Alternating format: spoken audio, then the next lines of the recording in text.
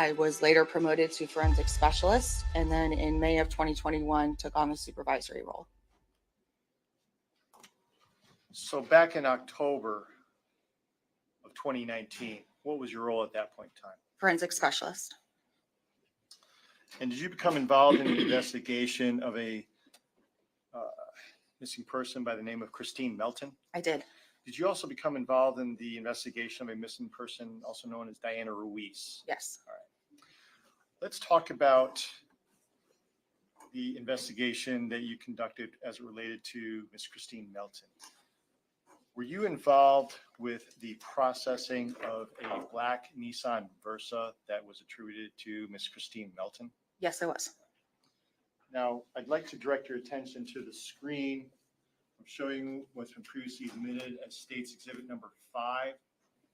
Is that the black Nissan Versa that you were involved in processing? Yes. Could you please describe for the ladies and gentlemen in the jury what is involved in processing a vehicle? For this specific case, the vehicle was towed into our secure evidence storage area. Once the search warrant was served, we photographed the outside of the vehicle, notate anything that stands out to our eyes, such as damage or blood, any type of shrubbery, or anything that seems a little bit off or unique to the vehicle. We do a 360 view photography of it. Once that is done, if any additional processing needs to take place on the exterior of the vehicle, that is done as well. That can include collection of paint scrapings or blood, or just additional photographs if needed.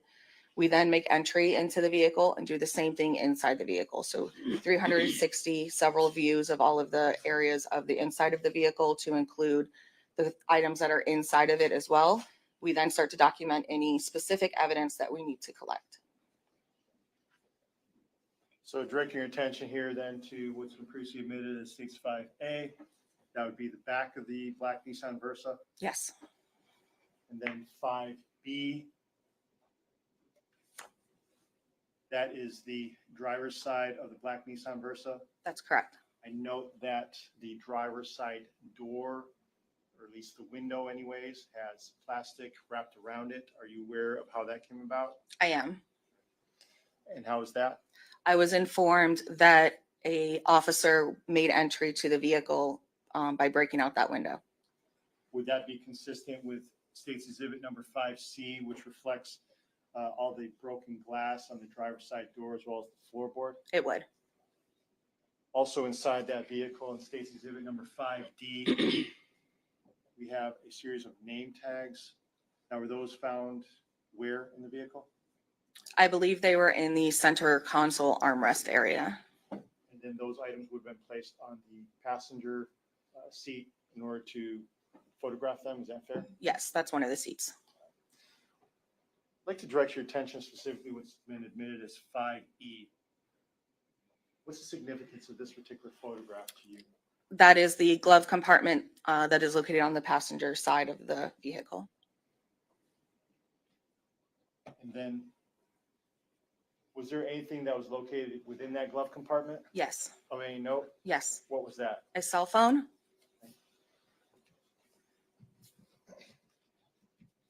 Would that be one of the same cell phone that's reflected here in 5G? Yes.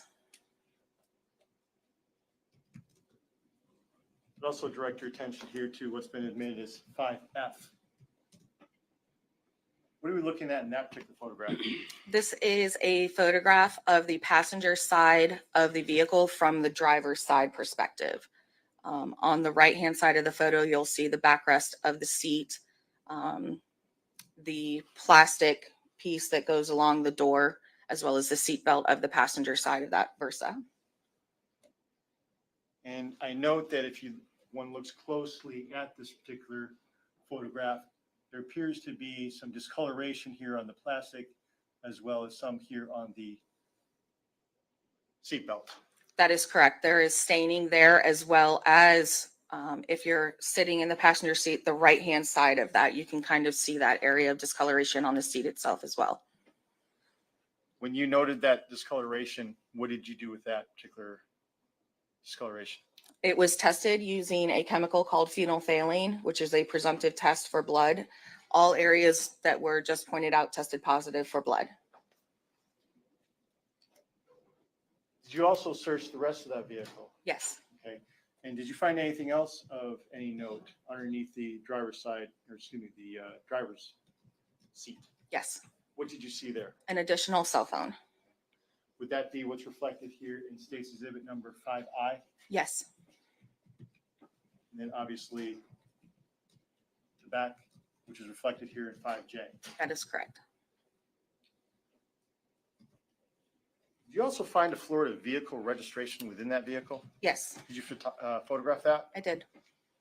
Judge, let the record reflect. I'm showing defense counsel some recent mark at State's Exhibit number 5K. Permission approach? You may.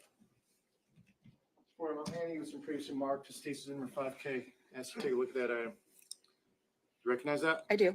And what does that appear to be? It is the photograph of the vehicle registration that I took for the Nissan Versa. And does that fairly and accurately depict the Florida vehicle registration that you recovered from that black Nissan Versa at the time that you processed it? Yes, it does. Judge, at this time, State will move State's Exhibit number 5K in evidence. No objection. Be admitted. Permission to publish? You may.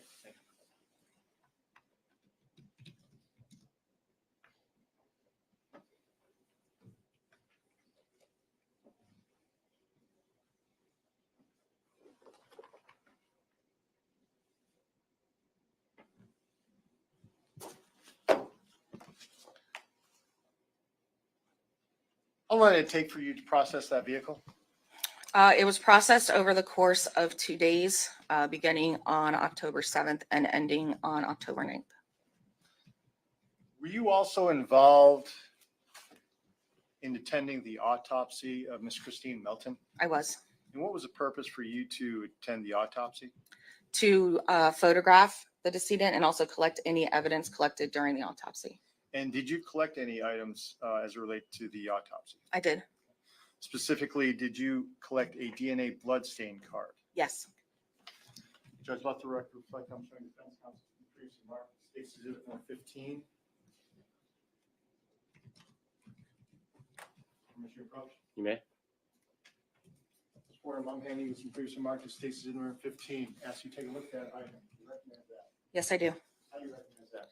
It is the sealed envelope of the blood stain card of Christine Melton that was collected by the medical examiner's personnel and then turned over to me. It is sealed with my initials, 4-digit, and the date of collection.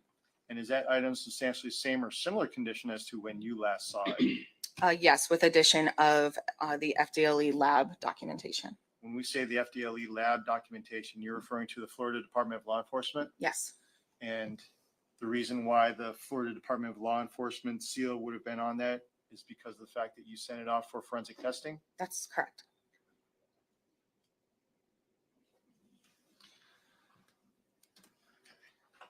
I'd like to direct your attention to October 10th.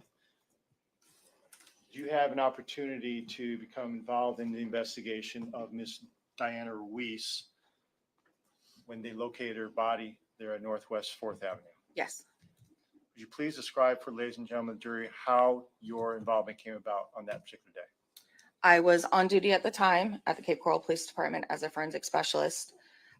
We were advised by our law enforcement partners that an unidentified body had been located and that they requested crime scene to respond to it.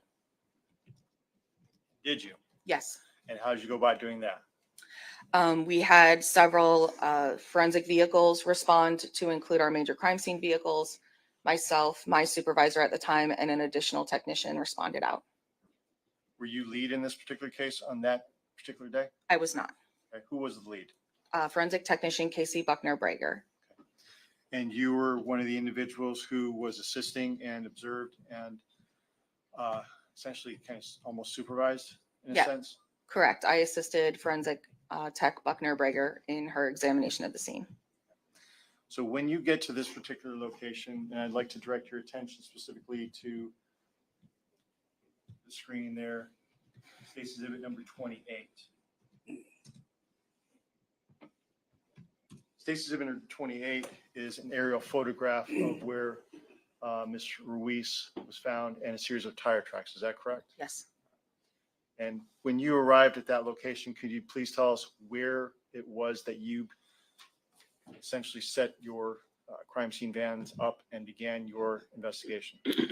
So we had a vehicle stationed at the house, if you're looking at that photograph, to the left. And then our major crime scene van was to the right. We're leaving that main scene in the center.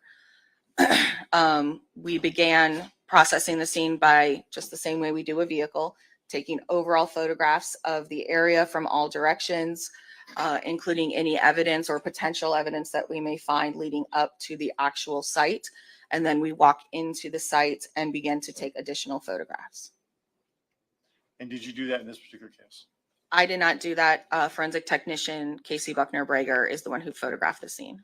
Did you have an opportunity to observe and review all of the photographs that were taken in this particular case? Yes. Do those photographs fairly and accurately depict what you recall her doing and seeing on that particular day? Yes.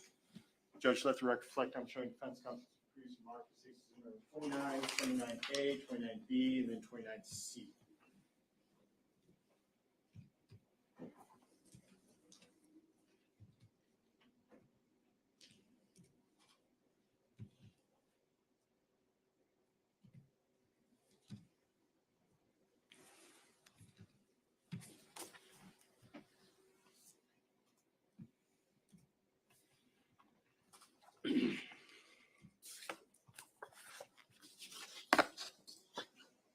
Commissioner Procius? You may. Board, I'm handing with some previous mark to state number 29, 29A, 29B, and 29C. As you take a look at them.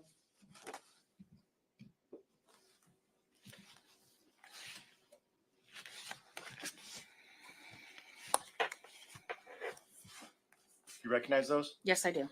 And what are those? They are photographs of the scene located on the photograph that is on the screen. And do those photographs fairly and accurately depict the scene that you observed on October 10th of 2019? Yes, they do. And those photographs are one and the same that Ms. Buckner-Brager took on that scene that you had an opportunity to review? Yes. Judge, the state would move Stacy number 29, 29A, 29B, and 29C in evidence at this time. No objection. To be admitted. Commissioner Approach. You may. Commissioner Polish. You may.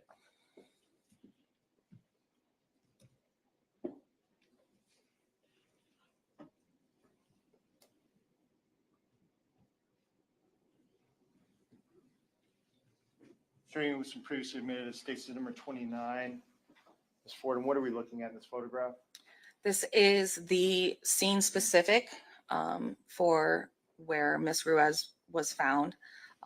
If you're coming from that main street, this is into that field a little bit and to the left. It's where two bushes kind of merge together. Towards the right-hand side of the screen, you will see an image of the body that was located. Was this body noticeable from the street? No. So it appeared to have been tucked away? Yes. And the only way you would have been able to observe this body is how? You would have had to walk into that field and directly look at that bush. So what we're looking at in 29A, what are we looking at there? This is an additional picture of that scene, a little bit closer in and slightly to the left angle. The body is now located on the left-hand side of the screen. 29B? Again, walking a little bit closer to the scene. The body is visible at the top center of the photograph, and underneath or closer to the bottom of the screen, you'll see one black shoe. And lastly, 29C.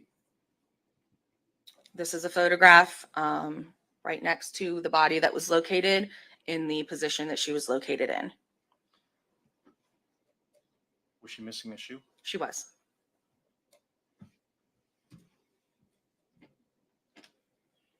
Was Ms. Ruiz immediately recognizable? No. Why not? She was in an advanced stage of decomposition.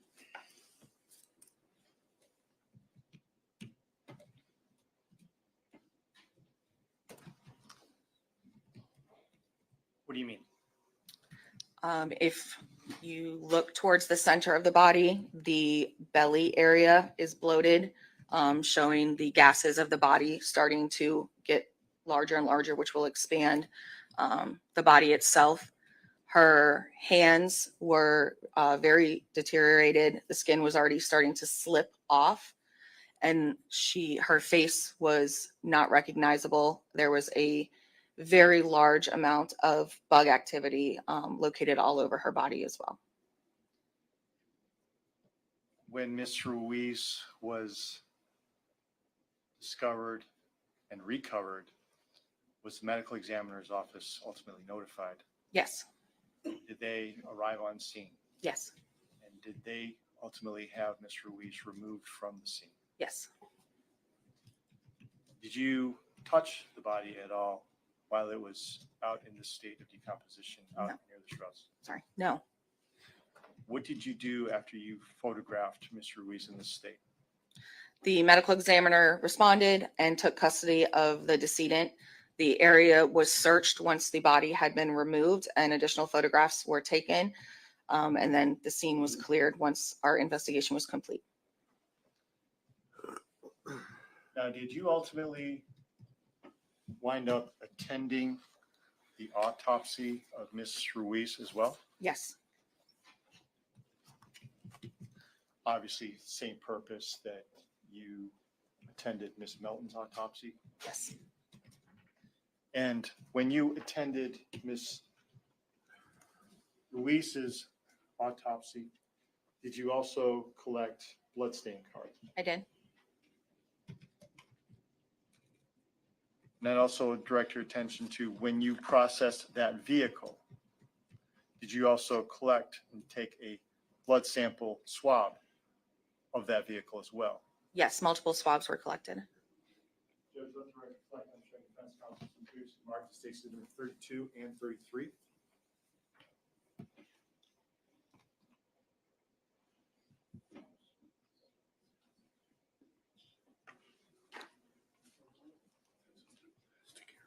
Which one is that? That's 30, 33. Commissioner Approach. To me. Board, I'm handing you some previously marked states number 32 and 33. I ask you to take a look at those items.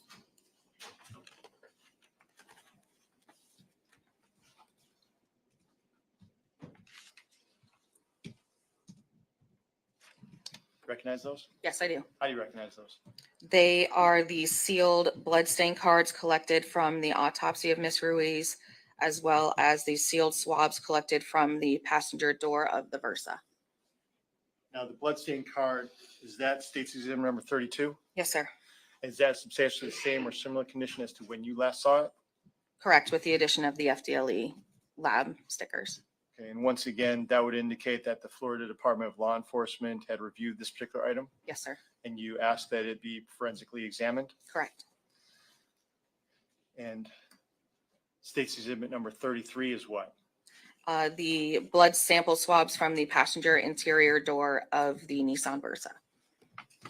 And is that item in substantially same or similar condition as to when you last saw it? Yes, with the addition of the FDLE documentation. And lastly, that's due to the Florida Department of Law Enforcement having reviewed that particular item, Correct. and that you having sent it off to Florida Department of Law Enforcement to have it forensically examined. Yes.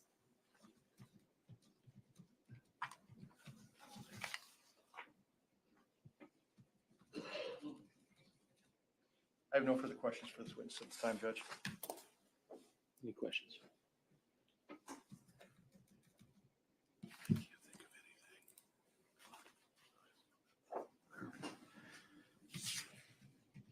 Did you yourself or someone under your direction, were there any pictures of tire marks, anything? There were photographs of the tire impressions in the grass leading up to where Miss Ruiz was located. The grass was somewhat tall. It wasn't cut. And so actual impressions that would be able to be cast would not be possible, given that there's impressions mean like sand. So you can actually get an impression this is grass. So it would just be a visual kind of line that you'd be able to observe.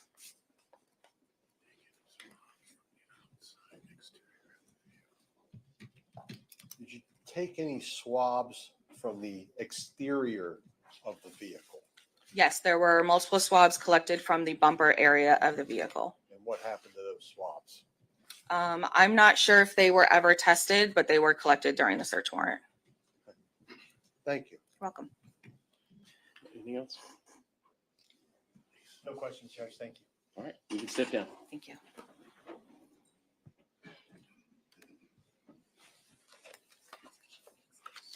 Judge, at this time, the state would respectfully request that Ms. Fordham be excused. Any objection? No objection. All right, you're released. State can call their next witness. Judge, state would call Dr. Coyne.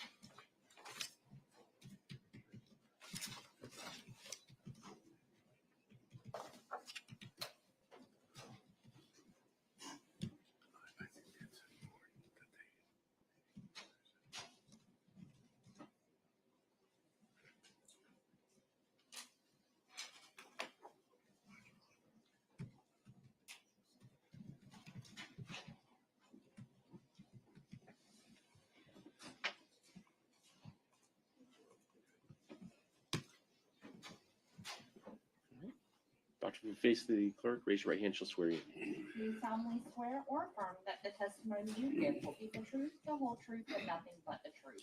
You take the stand.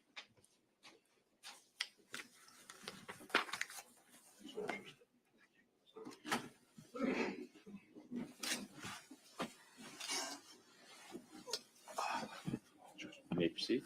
Thank you, Your Honor. Good morning, sir. Morning. Please introduce yourself to the ladies and gentlemen of the jury by telling them your name. Sure. How you doing? I am Dr. Thomas Coyne, Coyne.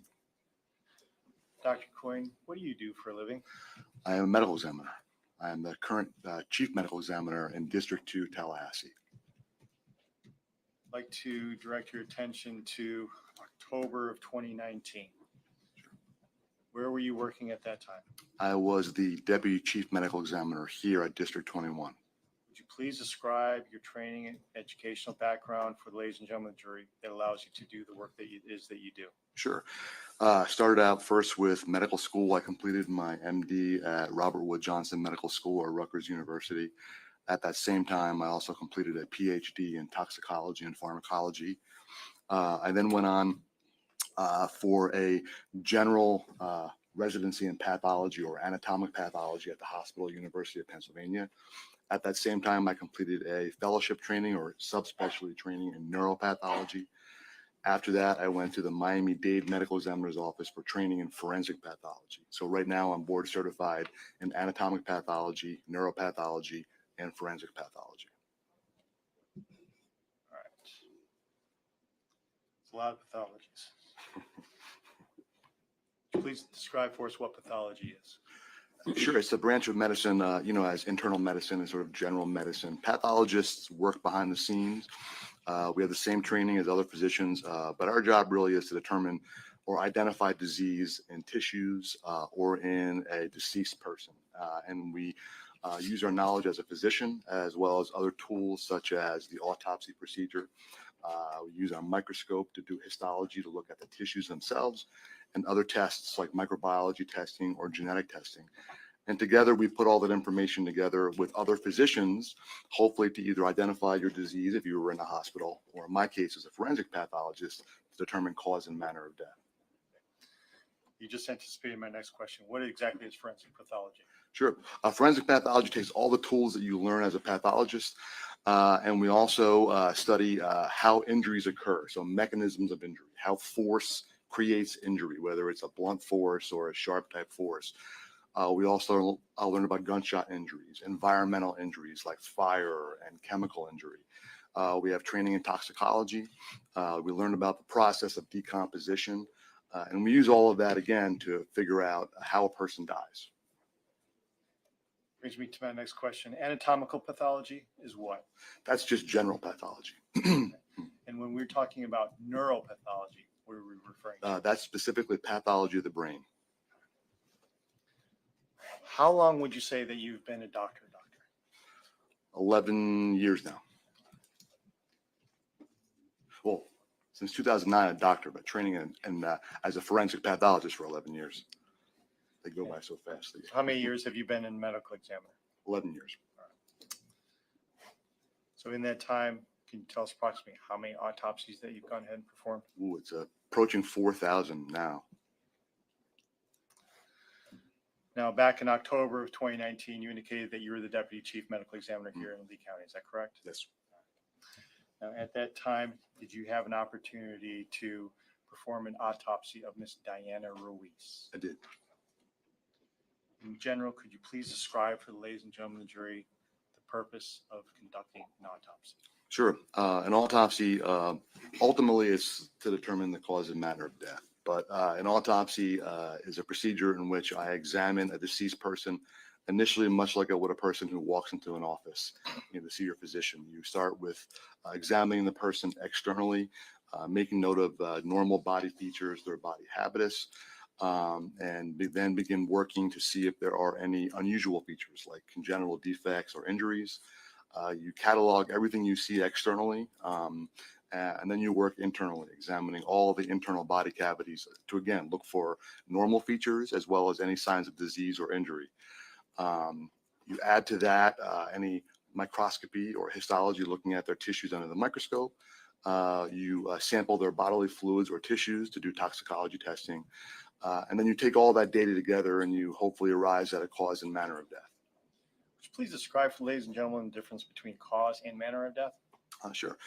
Cause of death is what actually led you to die on that particular day. So for instance, let's say if you had heart disease and you had a heart attack. Well, physicians, we call that a myocardial infarction. So our cause of death would be myocardial infarction due to coronary artery disease, and that's your cause of death. And in that case, your manner of death would be natural. Whereas, let's say if you died in a car accident, you had head trauma, and perhaps maybe your cause of death is traumatic brain injury due to a motor vehicle accident, then your manner of death will be accident. In Florida, we have 5 manners of death. There's natural, accident, suicide, homicide, and then lastly, undetermined. All right. Now, let me draw your attention then to the autopsy of Miss Diana Ruiz. Did you perform that on the 11th of October of 2019? Yes. Would you please describe for ladies and gentlemen of the jury how you began the autopsy of Miss Diana Ruiz? Sure. The body was transported to our office under homicide protocol. So it was in a body bag that was sealed with a lock. So the first thing we did was unseal that lock, open the body bag, and begin examining the body in its natural state. That is, wearing clothing, sort of slowly documenting the clothing the person was wearing, removing the clothing from that person, placing that aside for additional photography, and then moving in towards examining the body. What injuries did you note, if any, on the external examination of Miss Diana Ruiz? Sure. Most notably, so she was in the stages of putrefactive decomposition. So her tissues were being decomposed and degrading. She had some evidence of animal or scavenging activity on her body as well. And so portions of her ears and nose were removed already, most likely by avian scavengers. But I could see externally, first and foremost, that she had fracturing of the nasal bone. She also had a laceration underneath her left breast. She also had bruising or hemorrhaging in the skin on both sides of the left and right sides of the body. Was that the extent of the external injuries that you observed? On the most significant external. There was, of course, a lot of significant internal injuries. And did you document all of these Well, by way of I apologize. She also had, what I didn't talk about was bruising on the back of her left forearm, bruising on the back of her left hand. I can also see that she had a fracture of the fourth finger, the proximal part of the fourth finger. And she also had some bruising on her right arm as well. After you noted these external injuries, did you ultimately document those particular injuries Yes. by way of a photograph? I did, yeah. Now, before we get into the internal examination, did you also document the internal examination by and through photography as Yes. well? So If I may approach defense counsel, Judge. You may. I'm showing them what the previously marked states number 30, 30A, 30B, 30C, 30E, 30G, and 30H. Any questions? You may.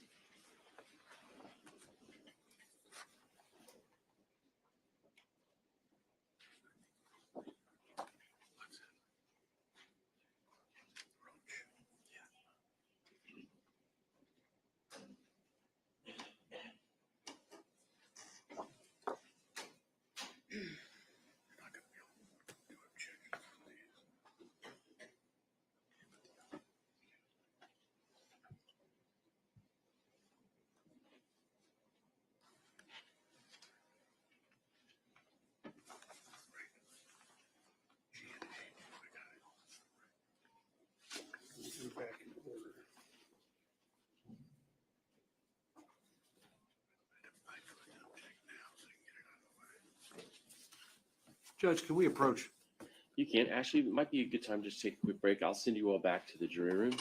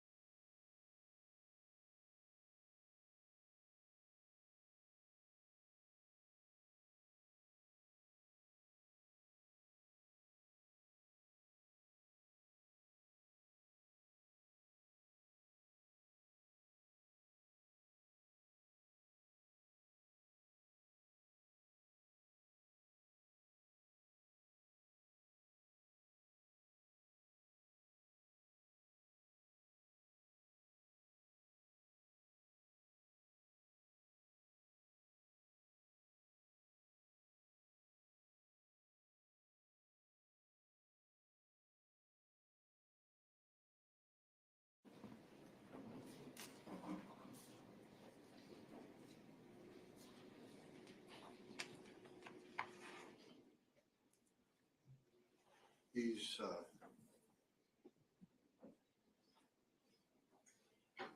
those three, Judge. Okay. Out of, You can approach. feel they're unduly prejudicial, violation of 94-3. Thank you.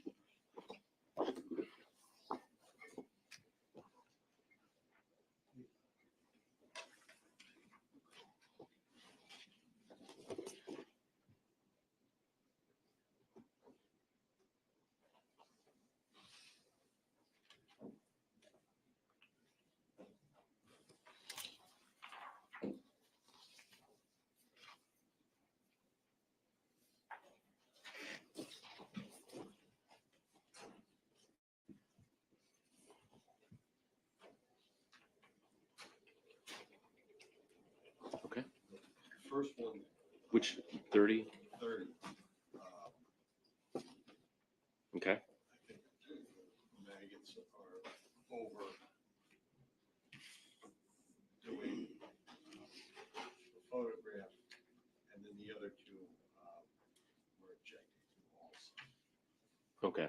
Just on 403. Yes. Stay. May I approach, Judge? You may. Judge, I'd like to direct the court's attention to McWater versus State, it's 36 Southern 3rd, 613, cited at a Supreme Court case in 2010. I'd like to direct the court's attention specifically to its analysis, which is directly on point in this particular case. It essentially discusses the condition of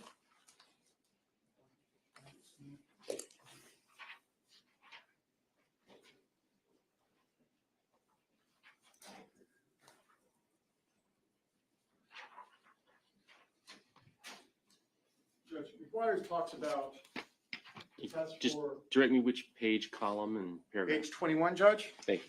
At the bottom right-hand side of the page. Test for admissibility of photographic evidence is relevance, not necessity. In this particular case, Judge, the trial court did not abuse its discretion in allowing the admission of the autopsy photographs. They upheld the admission of the photographs when they were offered to explain a medical examiner's testimony, the manner of death, the location of the wounds, or to demonstrate the heinous, atrocious, or cruel factor. The court cites England versus State, held that the court did not abuse its discretion permitting medical examiner to testify using autopsy photographs depicting the victim's head, torso, and hands in moderately decomposed state with extensive discoloration, skin sloughing off, and insect larvae on the wounds. This court held that the photographs were relevant to establish the manner and cause of death and the HAC aggravator. In this particular case, Judge, those photographs depict exactly that, and states respectfully requesting this court to overrule defense counsel's objection.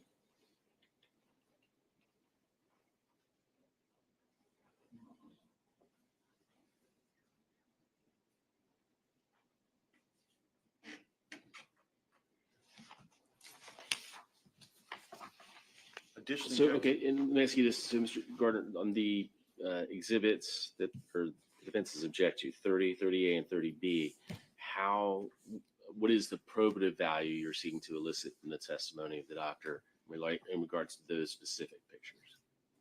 if I can take a look at those once again, Judge, I'm happy to explain it to you. Judge, as it relates to State's Exhibit number 30, clearly we have a photograph that depicts the decomposition of the face as well as the hair of Ms. Ruiz at the time, which also depicts the damage to the nasal passage, which depicts the wound that was inflicted upon her at the time. Let me see that. I'll just look at them as you get there. Thank you. State's Exhibit number 30A, Judge, depicts an overall photograph of Ms. Ruiz from the waist up, depicting the damage and laceration to the under the left breast. And under 30B, that is a close-up of the laceration underneath the left breast, Okay. which also indicates the state in which she was found at the time, which Mr. Wilson left her underneath the shrub and tree there on Northwest 4th Avenue.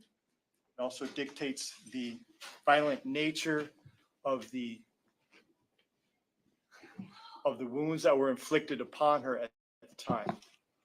And clearly, Judge, it clearly goes to not only manner and cause of death, but it also assists the medical examiner in talking about the heinous, atrocious, and cruel manner in which Ms. Ruiz died.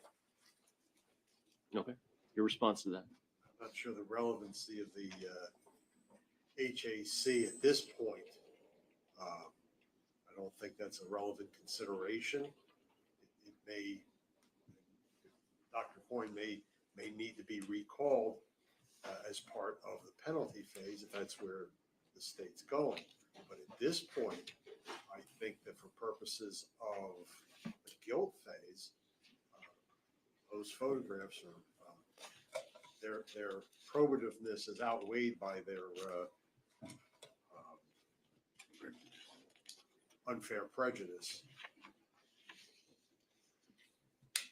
Judge, in our indictment, we've gone ahead and alleged that not only was Miss Diana Ruiz strangled, but we've also shown that she died as a result of blunt force injury. These photographs clearly depict that. They're clearly relevant and they clearly outweigh the prejudicial nature.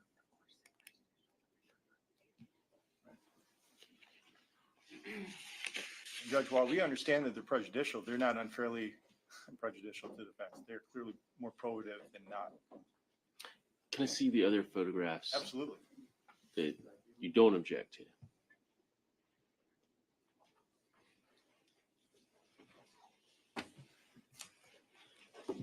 I'd also point out that there were over 100 photographs that were taken of Ms. Ruiz during the course of her autopsy, and we've narrowed those down substantially to just these.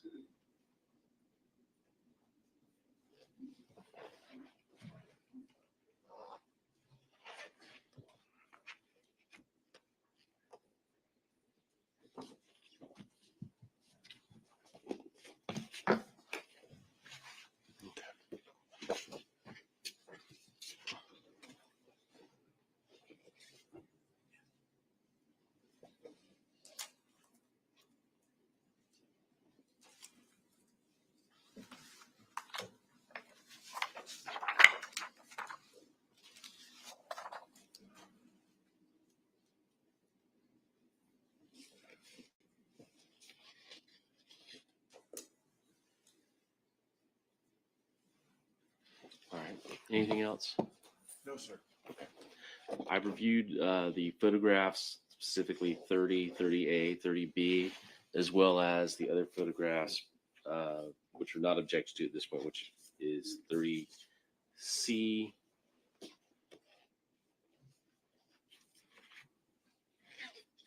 30E, 30F, 30G, and 30H. The court does find that there are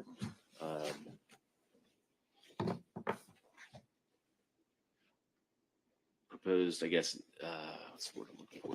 In 30A, 30B, and 30, there are different perspectives of the autopsy that they do show different injuries to the body, that their probative value is not substantially outweighed by the prejudicial effect. So I'm going to overrule the objection. On all three. All three of Thank 30, 30A, and 30B. Okay. Are we bringing the jury back in, or you need a? No. Okay. Thought you were looking at me like you needed a break. No, they were already out, so I figured we'd take a break, but Okay. no, that's If- okay. If you need to, we can. But okay. Are we ready to bring the jury back in then? So other than that objection, well, I'll let you do it in front of the jury. Let's bring the jury back in.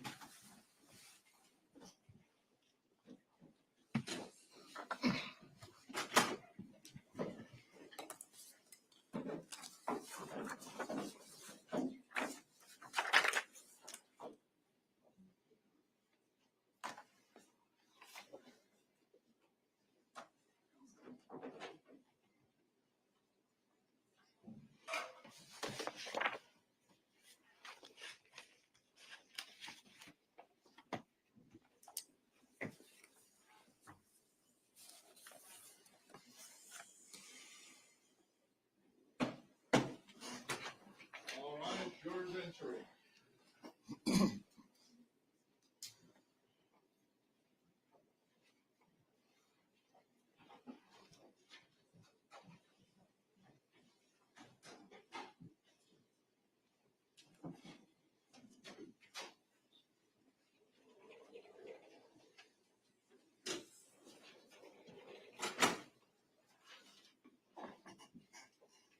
All right, please be seated. Mr. Carter, Thank you. May I approach? you may. Dr. Point, I'm handing with the previously marked states in 30, 30A, 30B, 30C, 30E, 30F, 30G, and 30H. Okay. I see you take a look at those items and see if you recognize those. I do.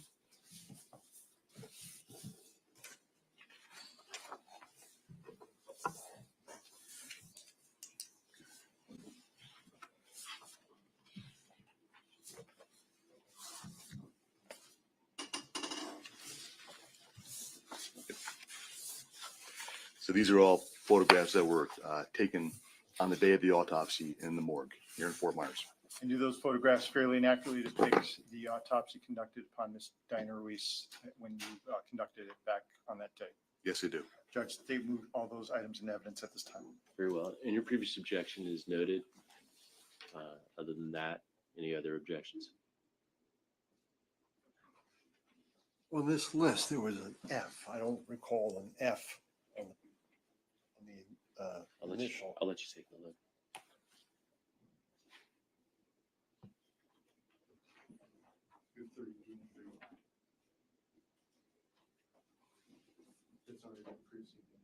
Right, but you just said. I'll let you all walk over Yeah. and show them what you're.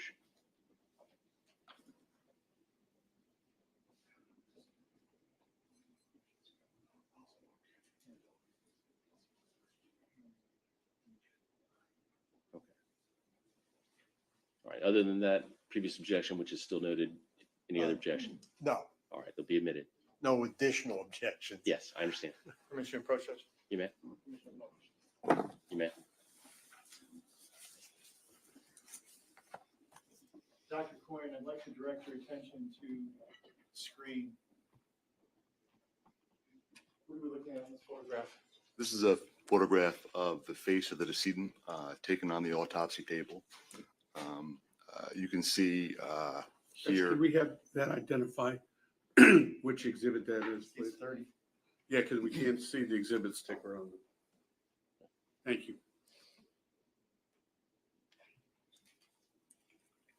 and the picture shows the exposed nasal bone, which you can see is fractured. And we look at State's Exhibit number 30A. Sure, this is a view of the body again, lying supine on the autopsy table. This gives a view of the neck and torso. And here you can see under the left breast, there is a horizontal laceration. 30B, what are we looking at in this photograph? This is a more closer view of that same laceration under the left breast. Now, doctor, when we're looking at the photographs, when a body is in a state of decomposition, what is the body doing at that point in time? Sure. So all of our body is covered with bacteria and lined with bacteria. And so when you die, the ability of your immune system to protect you against those bacteria stops. And so that bacteria basically multiply and travel throughout your body, literally consuming your tissues. And so that is the process of putrefaction that we are seeing here. At the same time, too, because you are deceased, the enzymes in your body, as they're being released from your cells, will also aid or add to that process. And is there also a series of bloating that occurs as well? Yes. And how does that happen? That happens because the bacteria that are present within our gut that travel throughout our body are anaerobic bacteria, so they will produce gases like methane and hydrogen sulfide during the process of putrefaction. Now, directing your attention back to the screen here at 30C, what are we looking at in this particular photo? So this is a photograph now of the decedent on her stomach, and you're looking at her back and the back of her head. Her arms are up in the air. So her right arm is present. And although you see discoloration, within that area of discoloration is actual bruising or contusions of the back of the right arm as well as on the right forearm. She has bruising or contusions on the bilateral upper back regions or the trapezius muscles, which are in that area. And you can see on the left side, there's some red purple discoloration, which is also contusions. And would you please step down, if you would be so kind as to point exactly what it is that you're talking about with regards to the various contusions?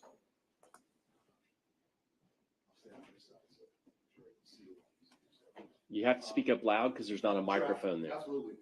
So as I mentioned, here is the right arm, and here is drying or desiccation of the skin. But you can see here, there's this red purple discoloration, which is the hemorrhage or bruising. And she also has that mixed within this area of drying here in her on her forearm. You can also see here now, looking at the back, this area right here and here, which is that same contusions or hemorrhage. Because when you reflect the skin, when you're doing the internal examination, you can actually see the hemorrhage within the fat tissue underneath the skin, letting you know that it's real hemorrhage and not just artifact of decomposition. Now, on this particular photograph, closer to the left-hand side in the upper left, we note that there's an extremely darker discoloration. Is that discoloration that relates to a tattoo, or is that relation to actual hemorrhage into the body? This area right here is a tattoo. And what's been previously admitted as State's Exhibit number 30D, would that be an up-close photograph of that particular tattoo? Yes, it is. Now, doctor, before you go anywhere, you indicated that you conducted the internal examination of Miss Diana Ruiz. Yes, it is. What did you find as it relates to any type of internal exam or injuries to Diana Ruiz? Sure. So the internal examination in this case, involved reflecting the skin of the neck as well as the skin of the chest and the abdomen. In particular, we were able to see that there was hemorrhage on the right side of the neck within the fat tissue as well as the large muscle here on the right side of our neck called the sternocleidomastoid muscle. In addition, we have a bone in our neck, a free-floating bone called the hyoid bone. It's a C-shaped bone. The left side of that bone was fractured. That bone sits just above our thyroid cartilage. So in men, we have the Adam's apple more prominent than in females, but you also have the same thyroid cartilage. The top of that thyroid cartilage has two horns, and those horns sit right below that hyoid bone in our neck. These two horns were fractured. As well, she had a large number of rib fractures. So she had fractures to the 1st through 11th ribs of both the lateral and posterior aspects of the torso. She also had some anterior rib fractures. This photo here is a picture of the neck. If you can imagine, the head is here. Hold on one second. What exhibit is that? That would be State's Exhibit number 30D, Your Honor. Thank you. It says F. F, 30F. 30. I apologize, 30F. You can see this is, if I make a Y incision on the body here, I'm pointing to it on my torso, and I reflect the skin backwards. That is what we're seeing here. And this is the neck. You can see that hemorrhage I was referring to in the soft tissue or fat tissue, as well as within the muscle. How much pressure, or what would it take to cause that kind of damage? I'd say probably far greater than 10 to 15 pounds of pressure, because you have also a corresponding fracture of the hyoid bone and the tracheal cartilage. You indicated the hyoid bone as well as the, Here is the thyroid cartilage, and I don't know if you want to show the figure number, but that's going to be State's Exhibit number 30G, Your Honor. if we all feel that on the front of our neck right here, that ridge. So this is the front, this is the back, and these two horns are fractured. And here's our trachea right here, our airway. That's the hyoid bone, which sits right above this, and you can see there's hemorrhage in the left side of the hyoid bone, which shows it's fractured. You can see the hemorrhaging there, and hemorrhaging there. And there's the fracture right there. You made mention in State's Exhibit number 30E that I'm showing you here, that you noted that there were several rib fractures. So this is now a picture after the skin of the body has been reflected. We've removed all the internal organs, and now you're looking, here's the spine, and here are the posterior aspects of the ribs. This hemorrhage here on both sides corresponds to all of the rib fractures. And you can see these little gaps here. These are the actual fractures on both sides. And there are fractures in rib numbers 1 through 11 on both sides. Now, as we're looking at State's Exhibit number 30E, you indicated that there are multiple rib fractures. Is that on just one side, or is it front and back? So on the back, there are 1 through 11. And then if you can imagine, the ribs kind of curve around. The lateral aspects also have similar fractures, which are not as well visualized here. You can see some of those fractures in here. So essentially, when we're referring to multiple fractures, we're essentially looking at two sets of fractures on one side and two sets of fractures on the other side. Is that fair?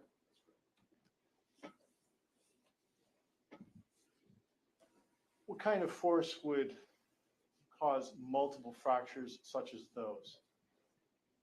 A significant compressive type force, because if you can imagine, the body's laying on the ground, and my hands are the ribs, because of the top of the ribs and the bottom ribs. You have fractures in the top, lateral aspects, and the bottom. So it's more or less a compressive force that caused all those fractures together. So a significant weight bearing down, or a force bearing down upon the body. You'd like to take a scan, Doug?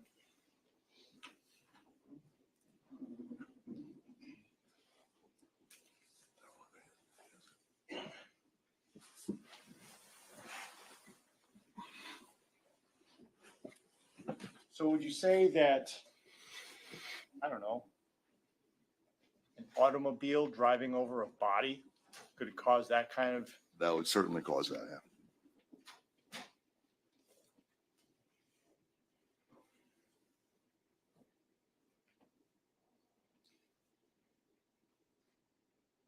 I'm going to also show you 30H. That's, Recognize that? yeah, it's a photo of a ring that we obtained during the autopsy, removed from the body of the autopsy. And that's one that was taken, 30I, that was also previously admitted. That's correct. Yep. taken. Also removed. Yep.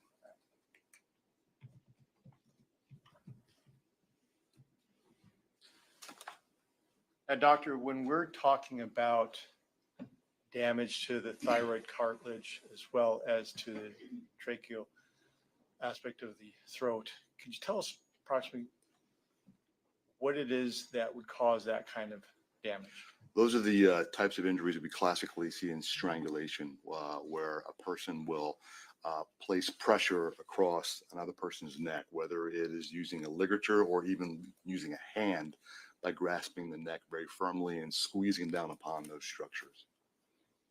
And does it take a tremendous amount of force in order to cause fractures to those particular items? The fractures, yes. Now, the hemorrhaging that you saw in the neck area underneath, how much damage or pressure would you say would cause that? For the type of bleeding you see there, less pressure than it takes to fracture a bone.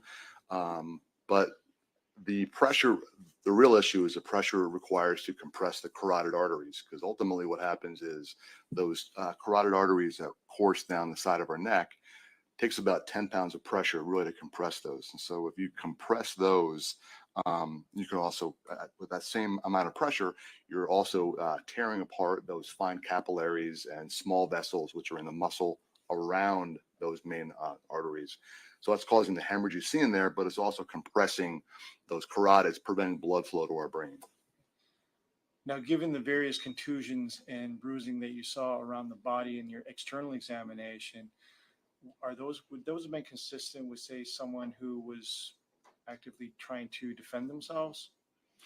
Certainly the ones, on the arms would be in the distribution that would suggest that, on the backs of the hand and the forearms, which are classically where we say possibly in a defensive type region, where you're trying to parry a blow or protect yourself.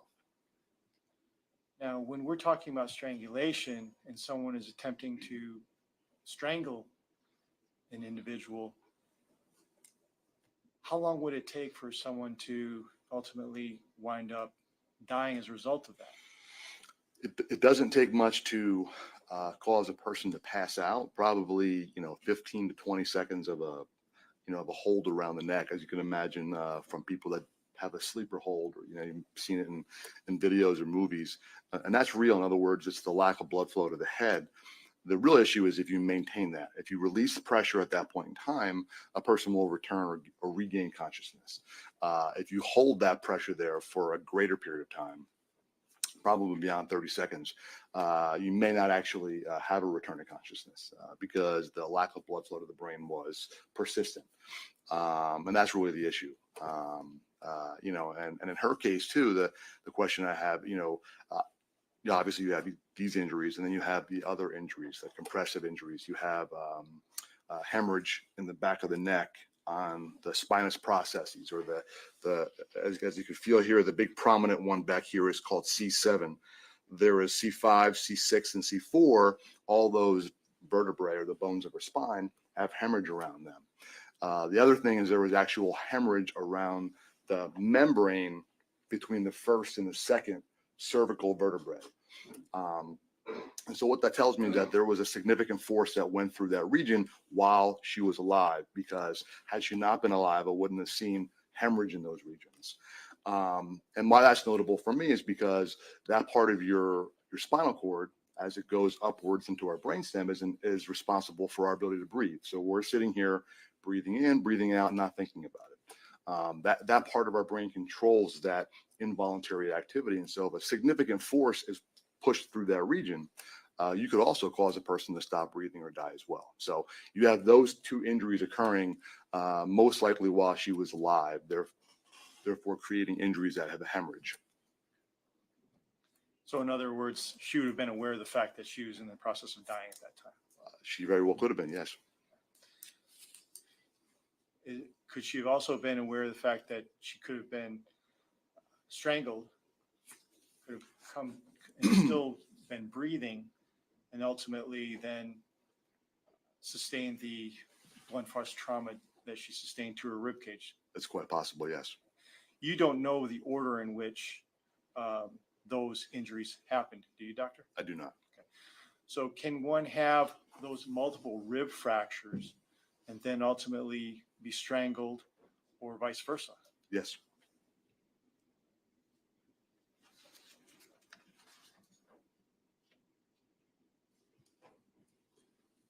Could Diana Ruiz have survived these?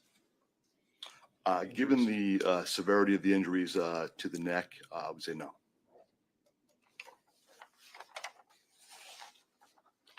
And doctor, did you also fill out a death certificate in this particular case? I did. Exhibit 31. You may. Doctor, I'm handing this increasing Marcus case exhibit 31. That's your take a look at that. I do. This is a Florida state certificate of death. And that, is that a certified copy? Yes, it is. Is that this, at this time, Judge, the state would move Stacy Zimmer 31 into evidence? Any objection? No. Be admitted. Now, doctor, at the time that you were at the District 21 Medical Examiner's Office back in October of 2019, as a deputy chief, did you also supervise the autopsy of a Miss Christine Melton? I was involved in that, yes. Could you please describe for us what your involvement was as it relates to that particular case? Sure. At that time, I was the deputy chief medical examiner, and so it was very common for me to interact with all of the associate medical examiners at the office at the time. They were all younger than me, a little less experienced, and so I would very often talk with them daily about their cases. I would always go into the back in the morgue to see what cases were there that day, to see if the associate medical examiners had any questions, just to discuss their plan of attack, if you will, how they would approach a case. So that was something I did on this day with Dr. Hernandez, who was the primary doctor on the case.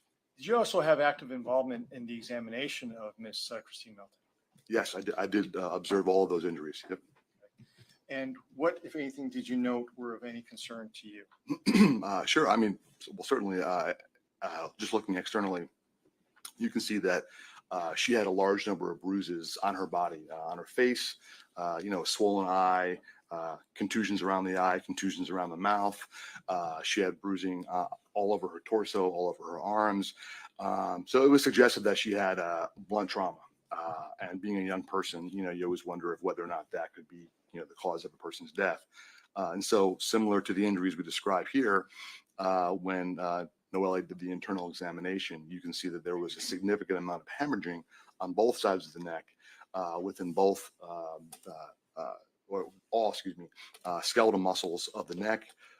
She also had bruising in her scalp, all over her scalp, as well as within the subscalp muscles. So again, showing significant blunt force trauma. Also, if I can continue, what was notable about this case was when she did the internal examination, she also saw that there was contusions of her internal organs as well. So forces that were directed to the outside of the body also went inward. And so she had bruising or contusions of the lungs. She had a contusion of the liver. She also had contusions in the back of her bladder, as well as contusions to her colon, indicating that there was a significant force to the abdomen as well.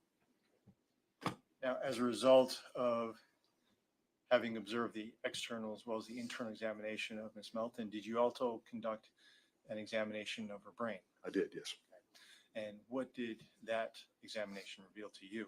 Sure. I mean, it was a structurally normal brain, so there wasn't anything congenitally wrong, any brain masses or anything that would cause a person to die. But the interesting thing that I did see was the brain was swollen, or edematous. And that to me fits with the injuries you observe on her scalp and around her head. It suggests that there was an underlying concussive trauma, because a brain can swell, swell if a person is deprived of oxygen, but it needs time to have that process to occur. So if a person, let's say, you cut off oxygen or blood flow to a person's brain, and then you let them recover, that brain will swell. But if a person dies from injuries, and in this case, more than likely, she was asphyxiated from strangulation, she would have died, not allowing the brain to swell because of that process. And so it suggests to me that that swelling occurred prior to that, probably from concussive trauma to her head. And did you ultimately concur with the doctor as it relates to her findings that Ms. Melton died as a result of asphyxiation? Yes.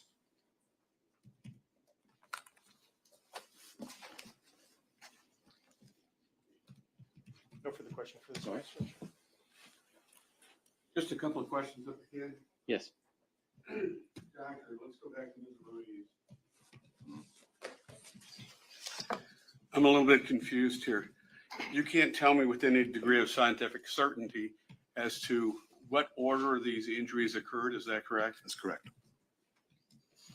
So it's entirely possible that she was unconscious from the strangulation at the time she incurred the injury to her neck and the ribs were broken. It's possible.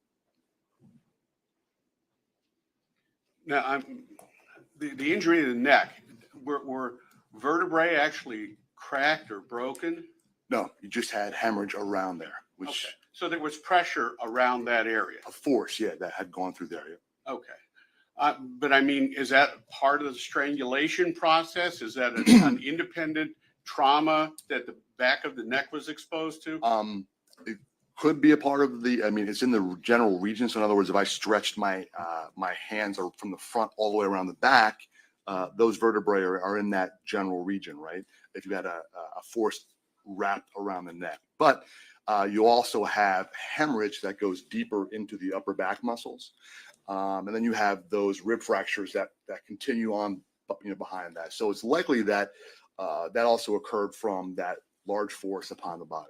It sounds to me like your earlier testimony that the cause of death or primary cause of death was not necessarily from the rib fractures or from the asphyxiation, but was related more to the damage to the neck in the back. Well, it's not necessarily. You have multiple injuries here, all of which could cause death, right? So take everything else out. The rib fractures alone would prevent normal chest excursion, really limiting a person's ability to breathe normally, right? So that certainly could cause death. Okay. Sure. Let me just stop you there. Yeah, sure. She couldn't breathe. She may not have been able to breathe normally, but she still might have been able to breathe. Yeah, but again, like I said, those injuries, if left unattended, you're asking me, that I only think that this could have caused death. No, there's other injuries that could have caused death. That's why I have my cause of death more generalized. Okay. But once again, you can't tell me with any degree of scientific certainty that she was conscious at the time that she sustained any of these other injuries. I could not know. With regard to Ms. Melton, she didn't have the same injuries around her vertebrae, did she? No. She didn't have any broken bones? No. You mentioned that there was blunt force trauma, evidence of blunt force trauma to the head because there was hemorrhaging under the scalp. That's correct. But you couldn't see the hemorrhaging on the scalp itself, could you? That's quite common that you don't know. Okay. So, but I mean, I don't really understand. Well, that's what happens. I'm a lawyer, you're a doctor, so you explain these things to me. Somebody hits me on the arm, I get a bruise on my arm. All right, and that comes to the surface and you can see that. How is it that you can get a contusion to your head where you can't see the bruising on the head, you can only see it underneath the scalp? It's actually far more common than you think. Very common in injuries to the body. First of all, when you get a bruise or a contusion to the skin, it's because there's a rapid deformation or compression of the skin with a shear effect that causes a tearing of those capillaries in the skin. So it all really depends upon the level or surface at which that tearing occurs. If it occurs immediately beneath the skin, you're going to see bruising in the skin itself, right? Blows to the body. Very often you don't see bruises. Why? Because you don't have a bone immediately beneath the surface of the skin. So you're not compressing that skin rapidly against a structure causing tearing. So more common than not, you'll see nothing on the outside, but you'll see bruising on the inside too, or internal organs, which we saw in this case. Now on the head, same thing. The head's a curved structure. If you have a glancing blow, you may not actually get a direct impact of the tissue causing rapid deformation and tearing of the vessels under the skin, but it may be more of a shear strain that causes the tearing of the blood vessels underneath the skin as scalp, skin, and fat move against each other like this. The blood vessels that course through there get torn, and that leads to bleeding in the tissues underneath. So very common, more common than you think. And as a matter of fact, it's very common for me to reflect the skin and see a greater bruise underneath the skin that I see on the outside of the skin. Okay, well, and that brings us to a point too. You see a greater bruise underneath the skin than you do on the surface of the skin. Yet we would expect to see some bruising on the surface of the skin if it is blunt force trauma from like being hit with a hard, solid object. Possible, but not necessarily. Okay. Much more common in younger persons to not see bruising. That's classic throughout the pediatric literature. All right. But you did say you saw hemorrhaging underneath the scalp, but you didn't see any fractures of any of the skull or anything like that. No, All right. So it wasn't trauma such that it would have cracked the skull. no, And we didn't have any. You already told us she didn't have any injury directly to the vertebrae. She did no cracked vertebrae or anything like that. No, and no injuries to the spinal column. not that we were to see. No, The injury to the head, could it have been from the same or similar compression that you had in the neck area? It didn't necessarily have to be a blow. It could have just been compression. no, it would have compression to the neck would cause hypoxia or lack of blood flow. And if the decedent was alive long enough, then sure. But more than likely, again, me seeing just a generalized swelling of the brain, something I very often see in concussive head trauma. Okay. Once again, with Ms. Melton, you can't tell us with any degree of scientific certainty how long she was conscious at the time she expired. I could not know. I don't have further questions. Thank you, sir. Thank you. No further questions, Judge. All right, you can step down. Sure. Thank you.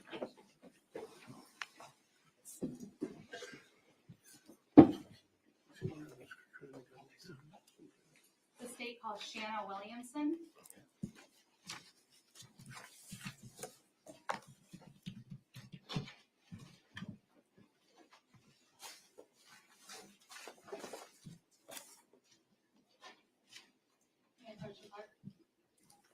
Yes.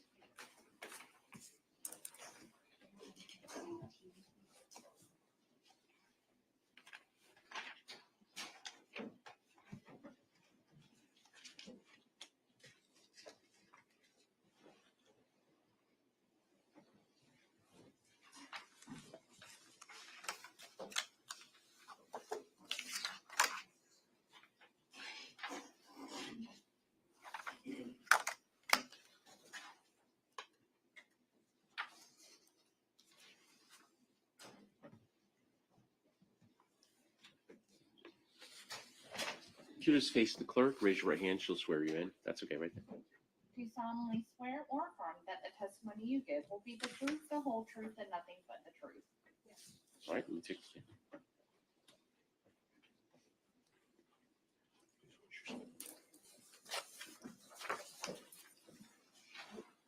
May I inquire? You may.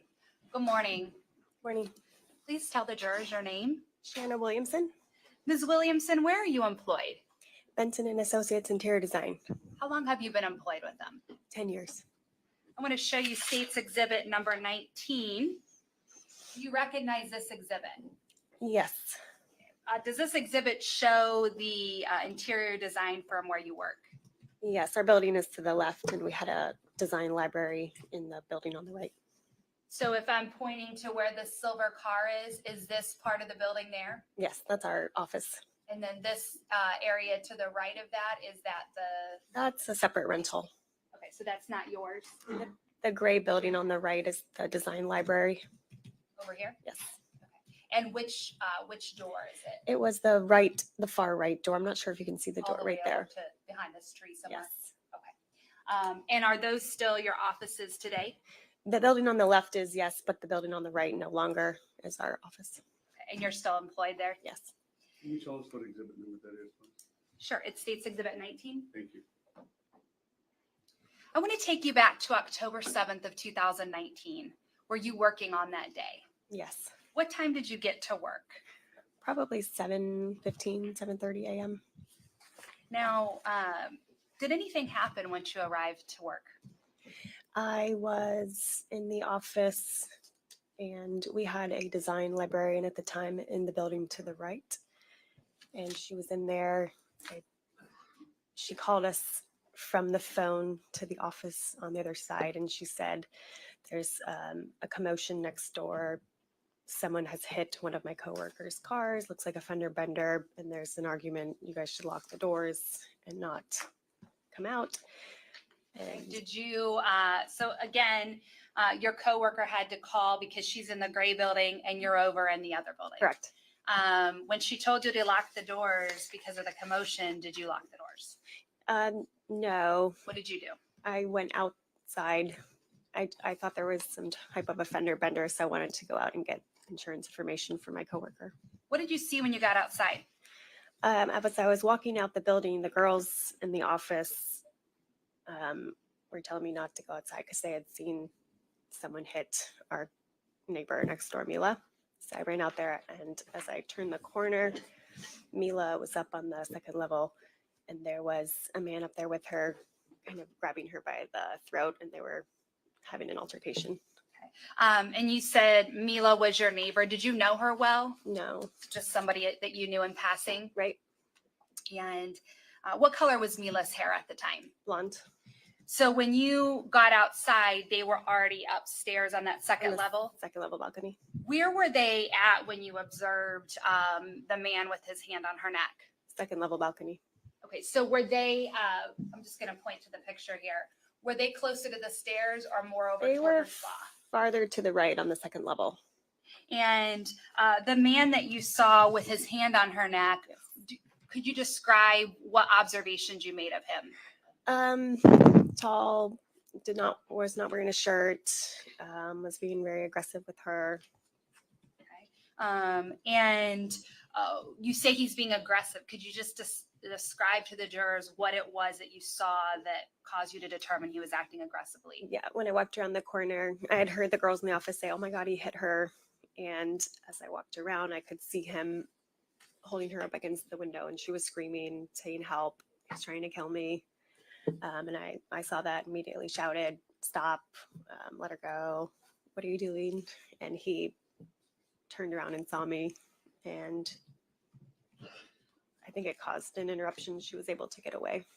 So when he has his hand on her neck and she's yelling, "Help, he's trying to kill me," what type of voice was she yelling in? Screaming. Did she seem terrified? Yeah, very scared. And when you yelled at him, describe what he did. He turned around and he was in a way defending himself. I believe he said, "She hit me first," or I know he was trying to kind of defend his actions, basically. So when you yelled at him, did it cause him then to turn around and engage with you? Right. Once he engaged with you, was she able to get away? Yeah, so I was saying, "Run, like come, run." So she was able to run down the hallway, down the stairs, and my coworkers were in the building at the time. The door you can see on the left there, they unlocked that door, and we both went inside that door and locked it. And the behind us. door that you're talking about, is it the one by the car? Correct. So you told her to run, she was able to run in, and then you locked the door? Right. And did you keep it locked until law enforcement came? We did. Did you ever see the man that was strangling her again at that moment? No, we did not see him again. May I have a moment, Your Honor? You may. At this time, the state tenders a witness. Okay.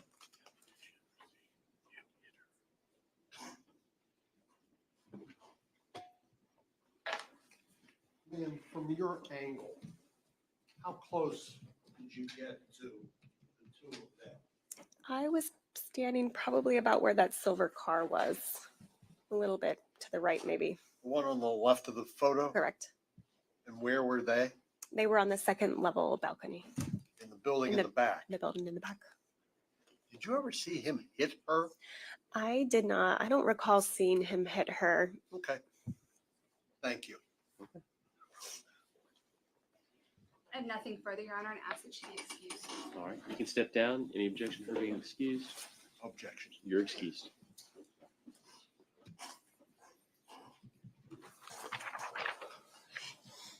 State and call their next witness. Yes, Judge, say we call Officer Tim McCormick.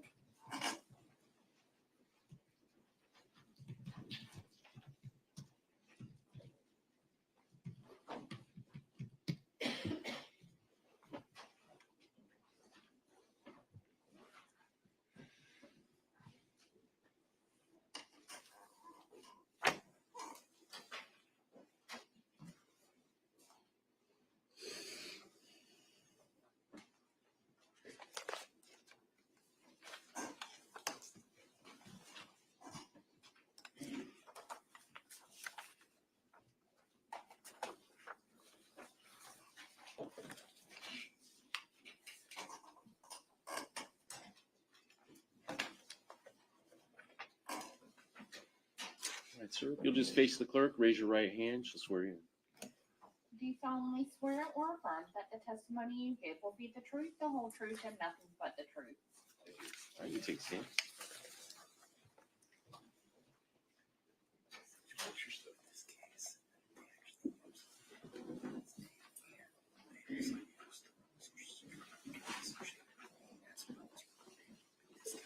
You may proceed.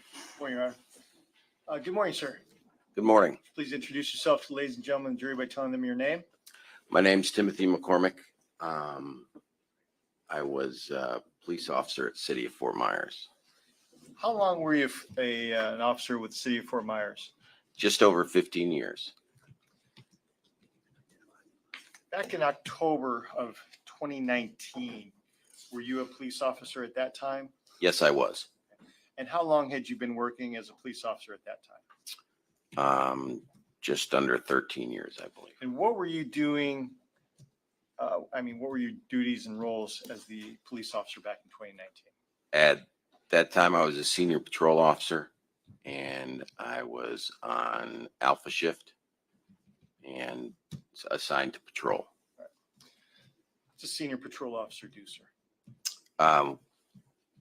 Basically, we respond to calls for service, assist the public in any way, shape, or form, and protect and serve the city of Fort Myers. When you say alpha shift, what do you mean? That's the assigned shift. Shifts are broken into 12-hour periods, and I was on the Alpha shift from 5 a.m. to 5 p.m. Now, specifically directing your attention to the 7th of October of 2019. Were you working on that day? Yes, I was. Did you have occasion to become involved in an investigation involving a battery that occurred at a spa known as Mila's Spa, involving a young lady by the name of Melissa Montanez? Yes, I did. And what was the extent of your involvement in that particular case? I was called to the scene of a reported battery on West First Street in front of the Mila Spa. Upon arrival with other officers, we made contact with the victim. And was the investigation ultimately turned over to an officer to conduct that? That's correct. And what did you do in response to turning that investigation over to that officer? I turned the investigation over to the officer, and I patrolled the area to see if the identified subject would possibly still be in the area. And were you able to locate him? Not at the initial time, no. At what time were you able to locate him? I was contacted by an acquaintance and said that Objection, hearsay. Sustained. Did you receive information with regards to the whereabouts of a individual who later became known to you as Mr. Wade Wilson? yes, I did. And when you received that information, what did you do in response? I responded to the area and looked for the described vehicle and the person that I had identified as Wade Wilson by his driver's license photo and the photo in the LCSO records. And when you say you went to a specific location, which location was that? It was Joe's Crab Shack on West First Street. And when you made contact with that individual at Joe's Crab Shack, were you also wearing a body cam? Yes, I was. What exactly is a body cam? A body worn camera is a camera that all police officers issue, and the standard policy at Fort Myers Police Department, as most police departments, is that as soon as you as soon as you get the call, you activate your body camera. Also in our cars, we have an automatic system where if you turn on the overhead lights, it automatically starts your body camera. And were you wearing a body camera on that particular date and time? Yes, I was. Judge, let the record reflect on previously marked states number 34 and 35. Is it 34 and 35? Yes, Your Honor.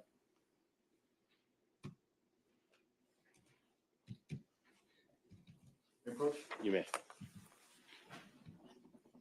Department, I'm showing you some previously marked states number 34. I ask you to take a look at that item. Do you recognize that? Yes, I do. And what does that appear to be? That appears to be the parking lot of Joe's Crab Shack. Does that photograph fairly and accurately depict the parking lot there at Joe's Crab Shack? Yes, it does. And I'm also handing you some previously marked as states number 35. Do you recognize that? Yes, How do you recognize that? this is the recording of my body cam. Okay. And does that body cam fairly and accurately depict your interaction with Mr. Wilson on the 7th of October of 2019? Yes, by my initials, it does. You showed it to me in your office and I initialed it. Okay. And it's essentially the same or similar conditions when you last saw it. Yes. Judge, state move states number 34 and 35 into evidence at this time. Objection. Be admitted. Permission to publish, Judge? You may.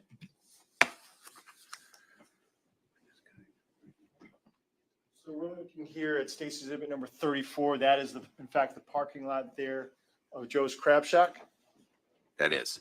Where in relationship to Mila Spa is Joe's Crab Shack? If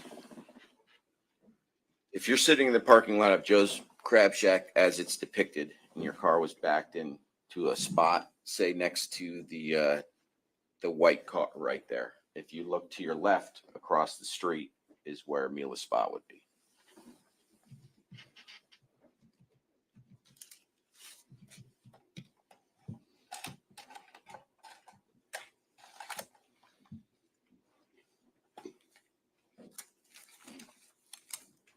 Now, when you made contact with Mr. Wilson, could you please describe what his demeanor was like? He was, he seemed nervous, and when I spoke to him, he seemed a little defensive and uncooperative.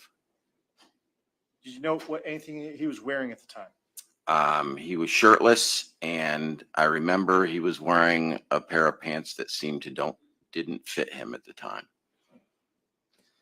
And do you see the person that you made contact with there at Joe's Crab Shack in the courtroom here today? Yes, I do.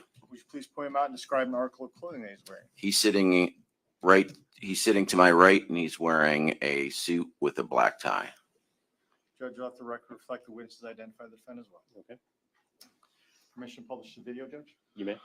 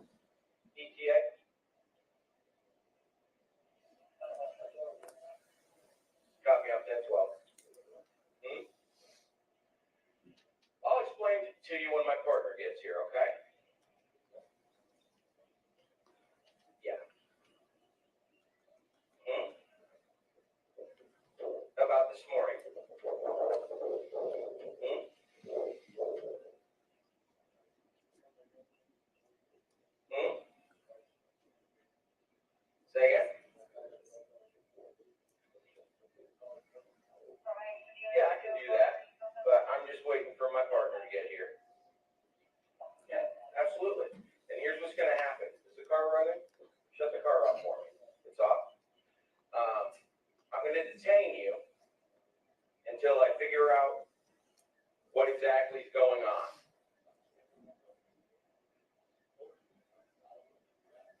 Wait, you don't want any trouble for me, okay? Okay, yeah, that's what I'm saying. So I'm gonna have you step out of the car and I'm gonna detain you. Not arrest, detain you right now, okay? And I can't have any problems, you understand me?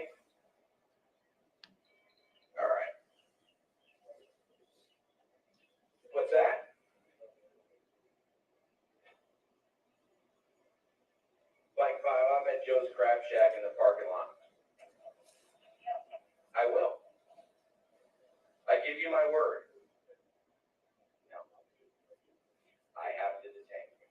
By our procedures, I have to detain you. Because of the battery this morning. There wasn't any battery?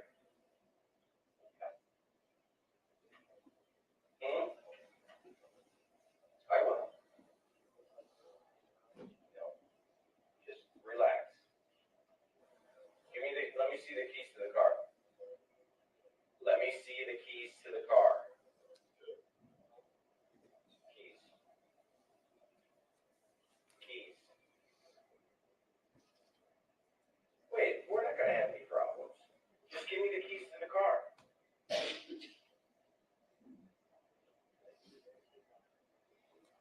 Wait.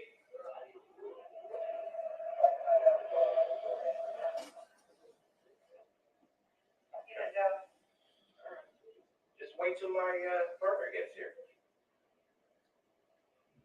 L41, gonna need a couple more units. Don't go anywhere. Hey.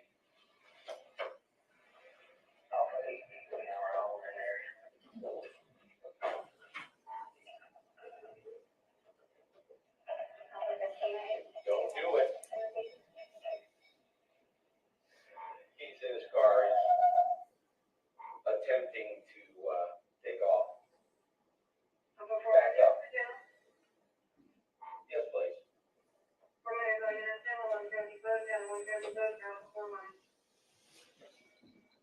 He's taking off, Fort Myers. Just ran a stop sign going up towards McGregor.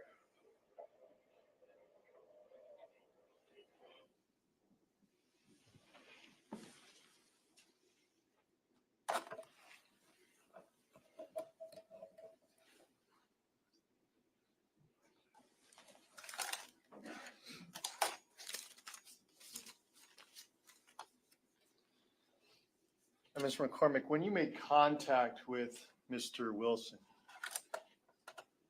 did he appear to understand everything that you were telling him? Yes, And was he responding in kind to you? he was basically denying everything that I was asking him to do. When you're having a conversation with him, you're giving him certain commands and you're asking questions of him. Is that correct? That's correct. And was he responding appropriately? By appropriately, I mean, if one asks you if you had breakfast this morning and one would respond, yes, I had cereal, that would be an example of appropriate response. Was he responding to you appropriately? Not complying to my commands, but yes, he was responding appropriately. And when you told him specifically about a battery that occurred that morning, what was his response to you? That there was no battery. And he continued to deny that. That's correct. And when you advised him that you were going to detain him, he opted to leave the scene as an alternative choice to what you were telling him. Is that right? Ultimately, yes, that was the outcome. Is there anything else in that video that we were not able to understand that you recall specifically that Mr. Wilson had told you? Not that I recall.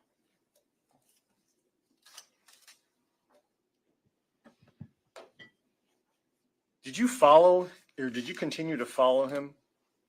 I did for a short period of time Okay. Why did you stop? because of the time of day. and the amount of traffic on the road. It was around lunchtime.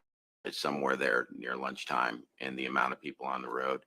At the time, I only had a non-pursuitable offense. And what does that mean? That I only had misdemeanor battery at the time. Yes, sir.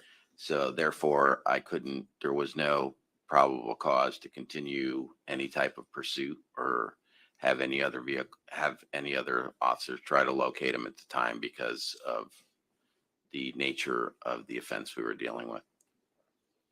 And would that have been the protocol of your office? Yes, that is. Fair enough. Life and safety of the community comes first. Thank you. No further questions for this witness. Any questions? No cross. All right, you can step down. Thank you, sir. Judge, can we approach? Okay.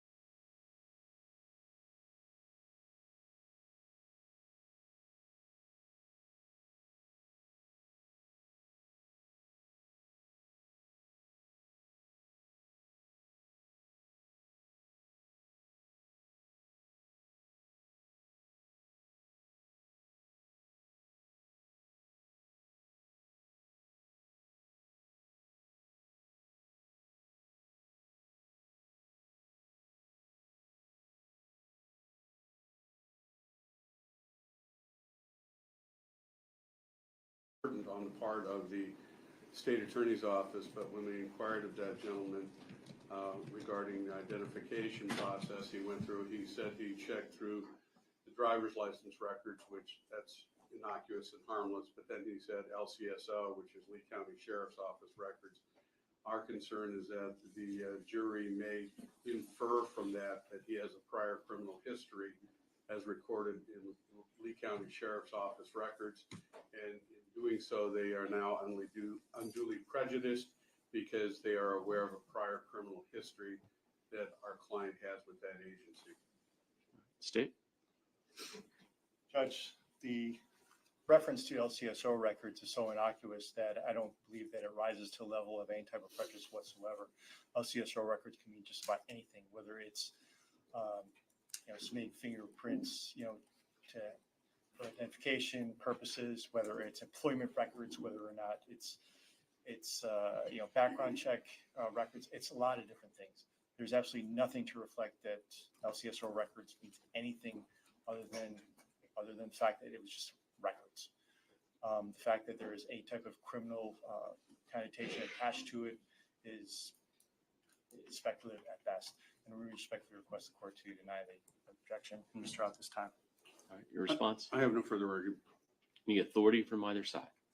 No, Okay. sir. I didn't expect that this was going to come up. Certainly understand. All right. Take a short recess. We'll be back here in about 10 minutes. All right.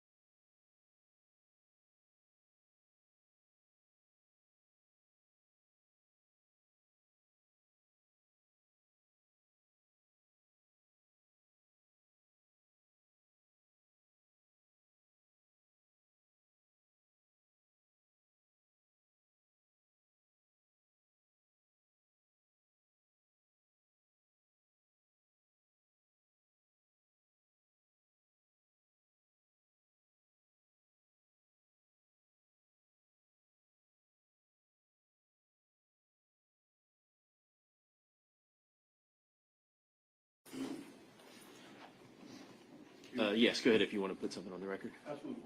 Judge, I'd like to direct the court's attention to Ruger versus State. It's cited at 941 Southern 2nd, 1182.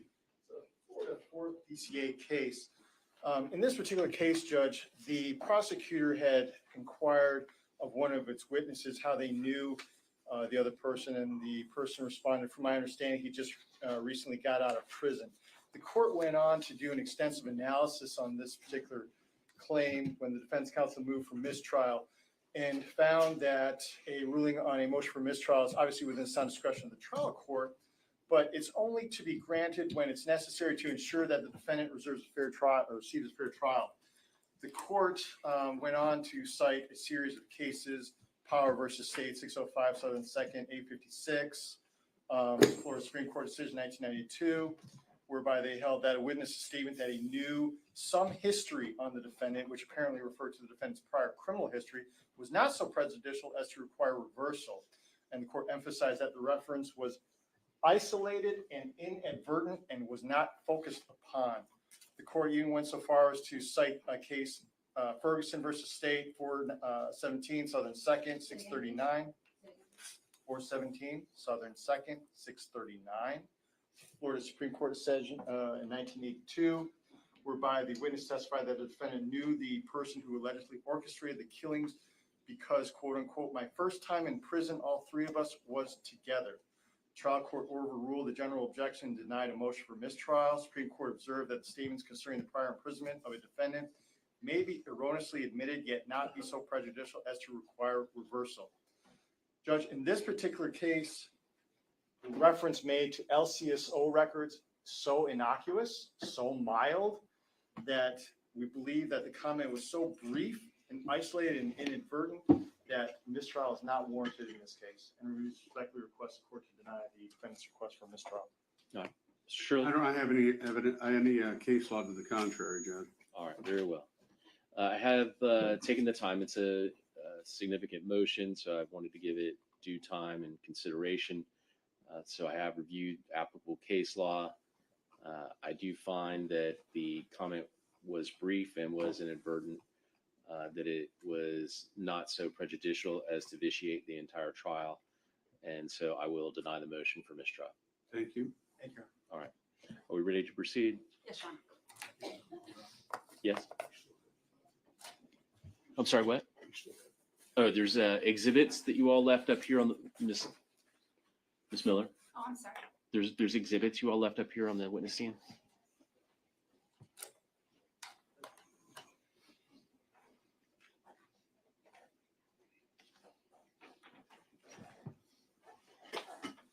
All right. Are we ready to bring the jury back in? Miss Miller, are we ready to bring the jury Yes, back in? Okay. All right, let's bring it back in.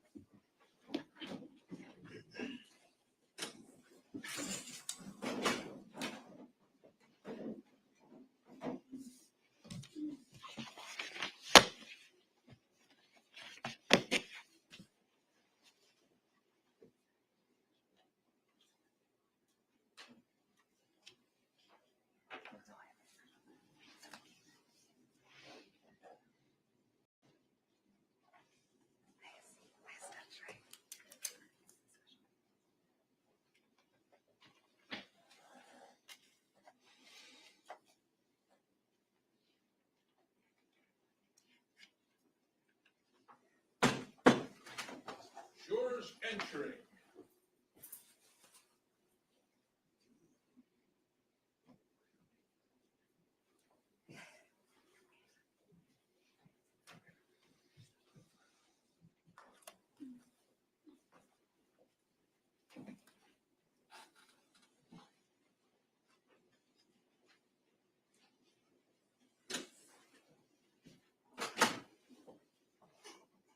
All right, please be seated.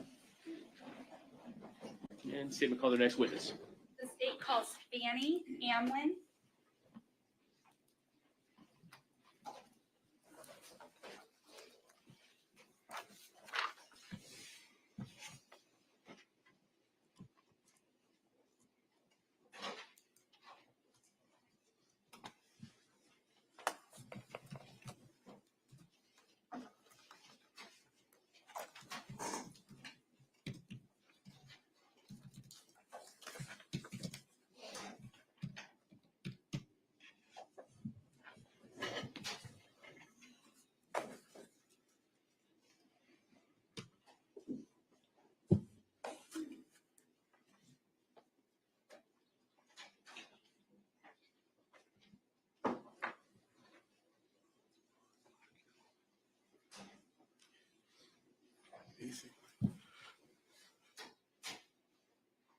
All right, good morning. If you'll just face the clerk and raise your right hand, she'll swear you in. Do you solemnly swear or affirm that the testimony you give will be the truth, the whole truth, and nothing but the truth? You can take the stand.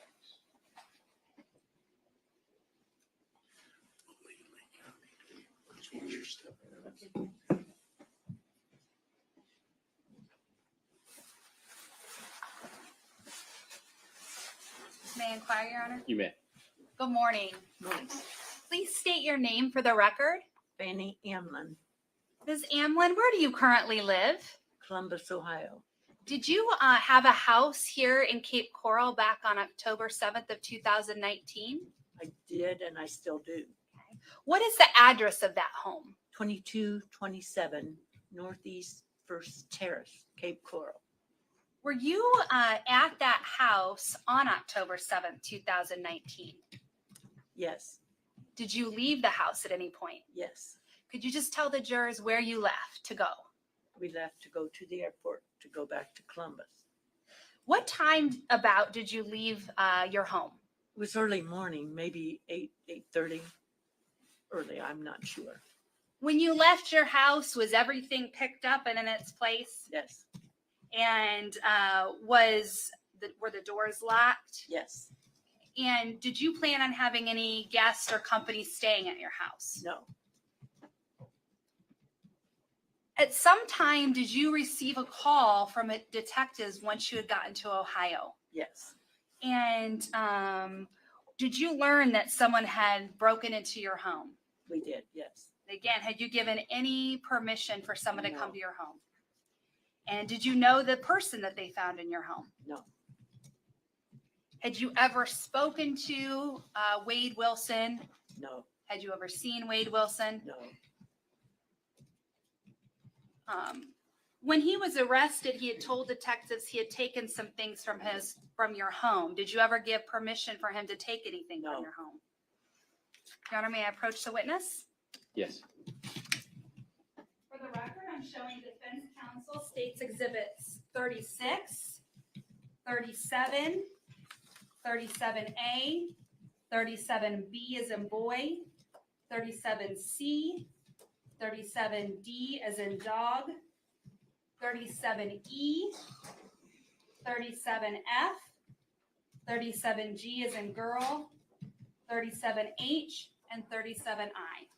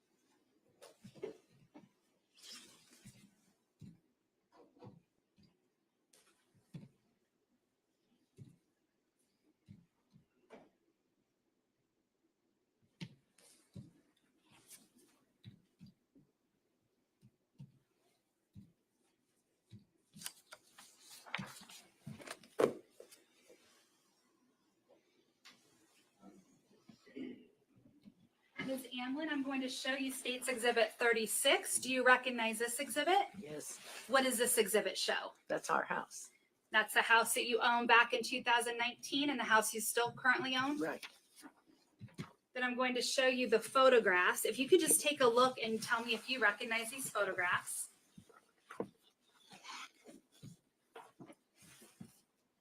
I can't tell what that is. Just put it in perspective here.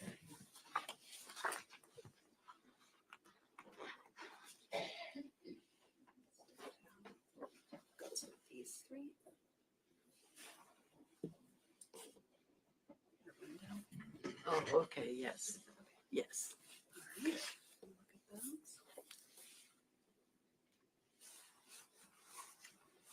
This is our kitchen. Okay, you can just take a look and tell me and I'll Judge, we ask you. can't. Yeah, I can't hear what you're saying, so you need to speak I'm up. sorry. No, not you, ma'am. I'm talking to the attorney. Yeah, you just look through them and then I'll ask you some questions about them Okay. later.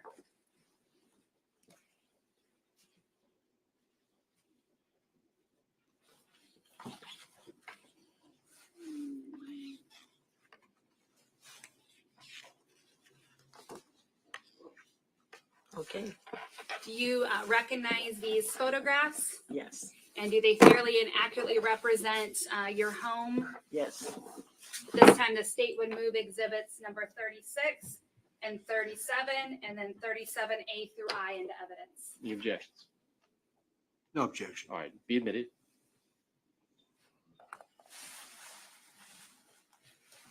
All right, Ms. Amlin, is that your home? yes. We identified the exhibit. 36. Thank you. Then I'm going to start with 37.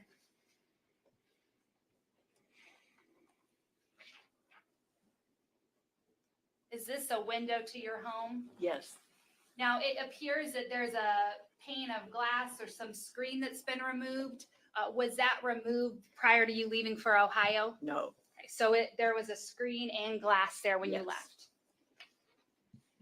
Now I'm showing you 37B. The screen and glass, is that the screen and glass that was part of that window? yes, And were those actually broken? yes, And did they need to be repaired? completely. And how much did the repair cost approximately? We think about 250. We bought a new window and put it in ourselves. Okay, so around $250 for that. Then going to the inside of your home, actually I'll stay on the outside, 37A, we see the window and the screen behind that structure. Again, were those there when you left for Ohio? No,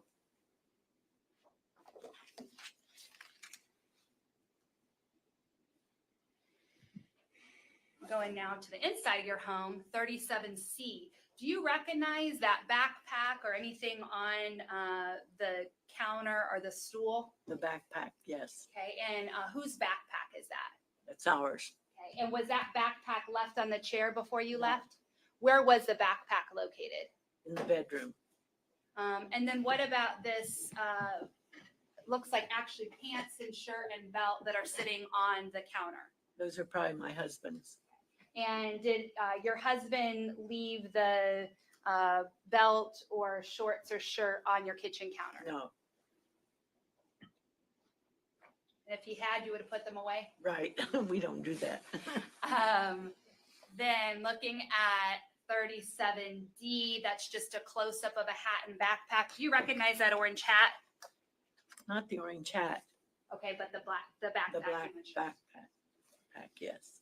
Now, looking at 37E, that's just the clothing that was set on top of your kitchen counter. Is that clothing, does that belong to your husband? Not those two, Okay. no, And so you don't recognize those or know where they would have come from? no, But again, they weren't there when you left? no.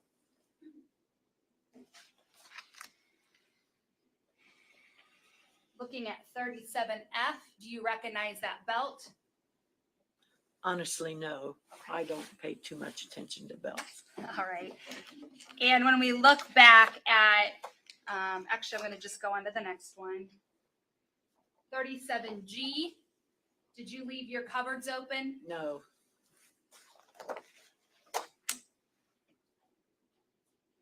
37H, it appears there's some White Claw empty cans and some, like a plastic Solo cup. Did you leave those empty cans in your cupboard there? no, And did you ever keep White Claw cans in your cupboard in that area? no,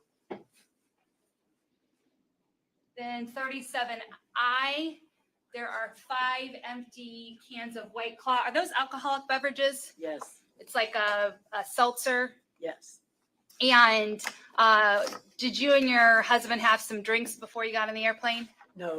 Okay.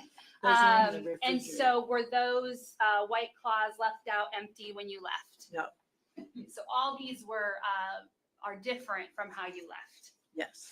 Those were all full and in the refrigerator. And about how much does White Claw cost? I think about $15. It did then, probably more now. Now, did you end up, both you and your husband, give a statement to law enforcement? When?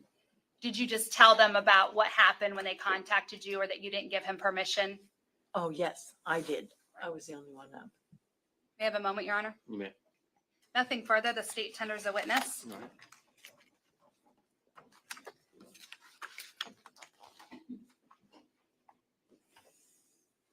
No cross-examination. All right, you may step down. The state calls Stephen Testaseca.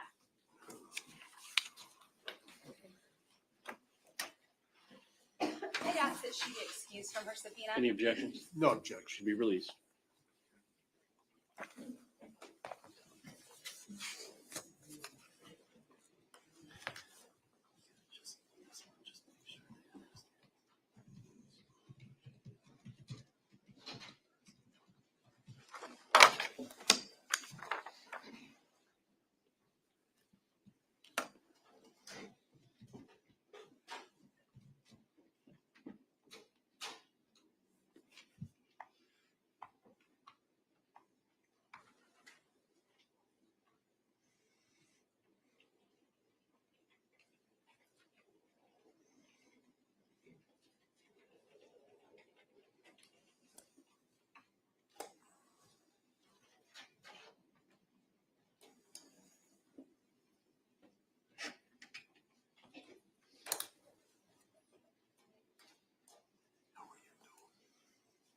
All right, sir, if you'll just face the clerk, raise your right hand, she'll swear you in. Do you solemnly swear or affirm that the testimony you give will be the truth, the whole truth, and nothing but the truth? You can take the stand.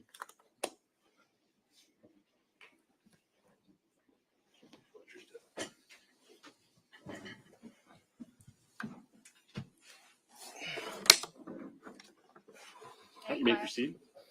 Good morning. Please state your name for the record. Stephen Testaseca. Mr. Testaseca, where are you employed? I'm self-employed. What type of work do you do? Window and door replacement. Are you married? Yes, ma'am. What is your wife's name? Melanie.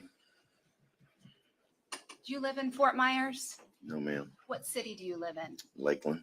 About how far is Lakeland from Fort Myers? 2 hours. How old are you, sir? 46. You know someone by the name of Wade Wilson. Yes, ma'am. How do you know Wade Wilson? He's my son. How old were you when you found out you were going to be his father? 14 or 15. How old was his mother at the time? A year younger than me. Now, were either of you in a position at that age to be able to raise him? No, ma'am. Was he placed up for adoption? Yes, ma'am. Who was he adopted by? Candy and Steve Wilson. And did they have any connection to you or Wade Wilson's mother? You mean? Like how did they, Oh, how were they known?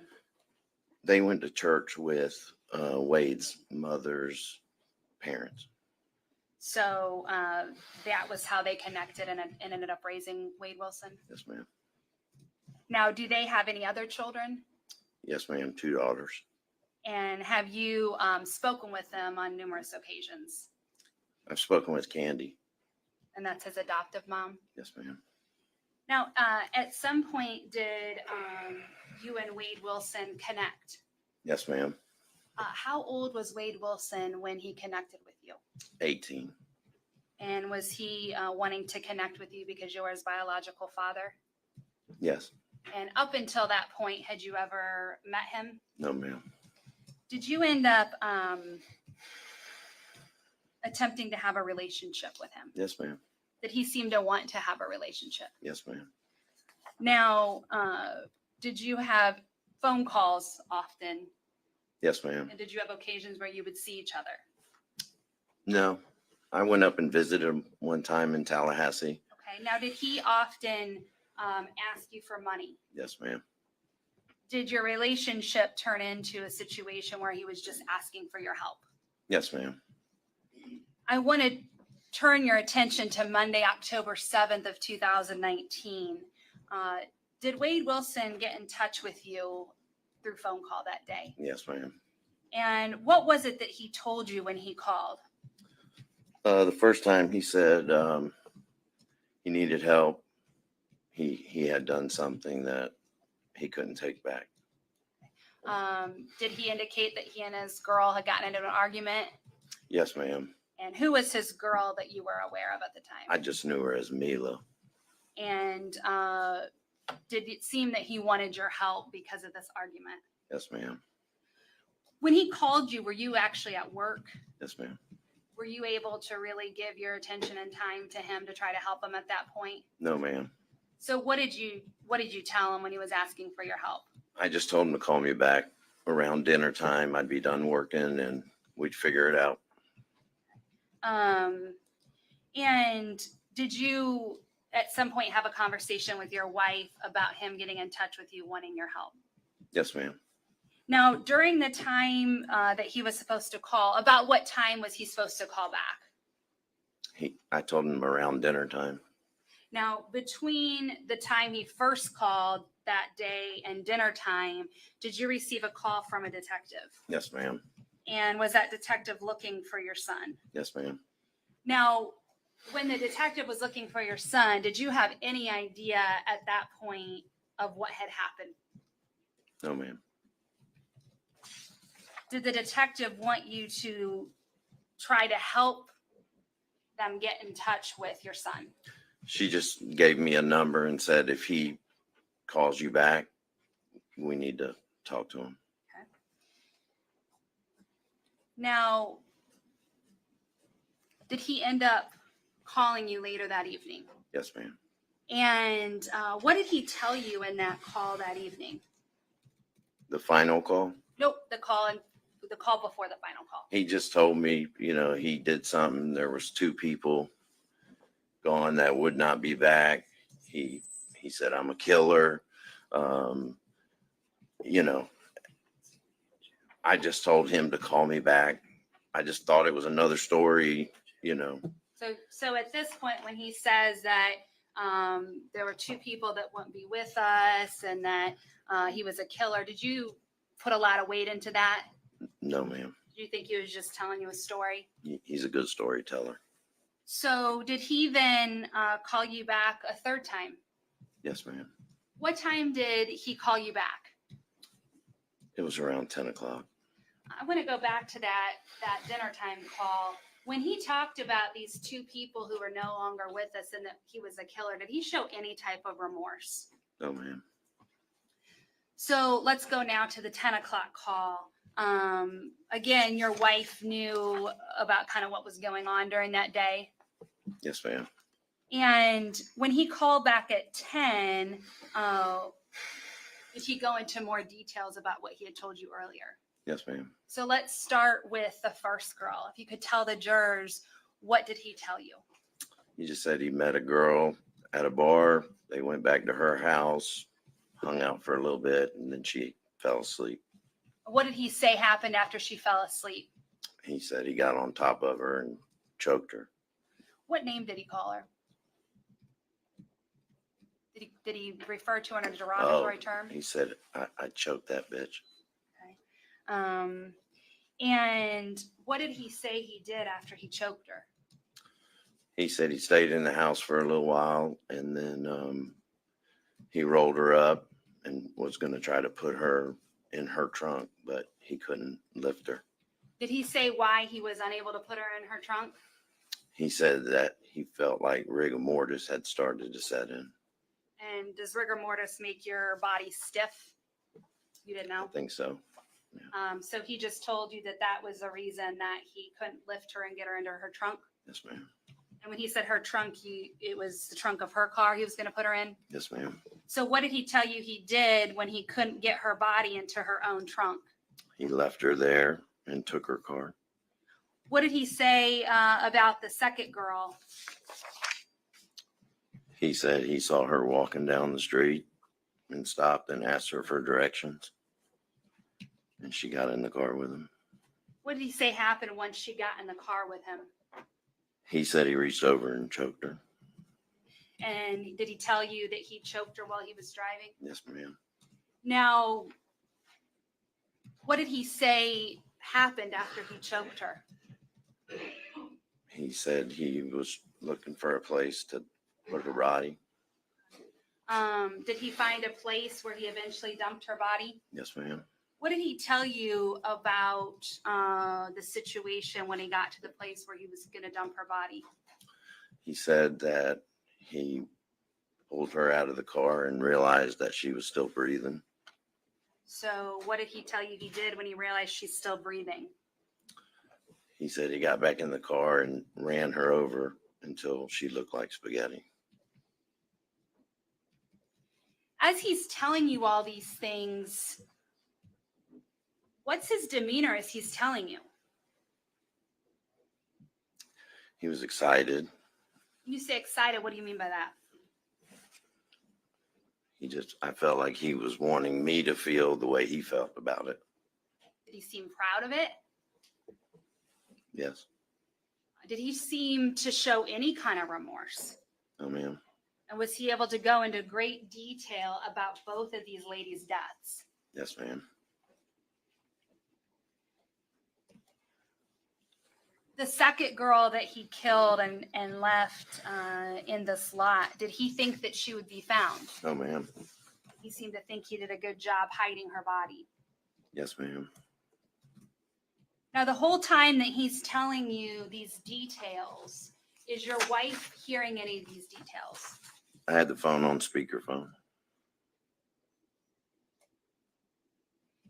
Now, prior to him telling you these details, how did you feel about turning him in to law enforcement?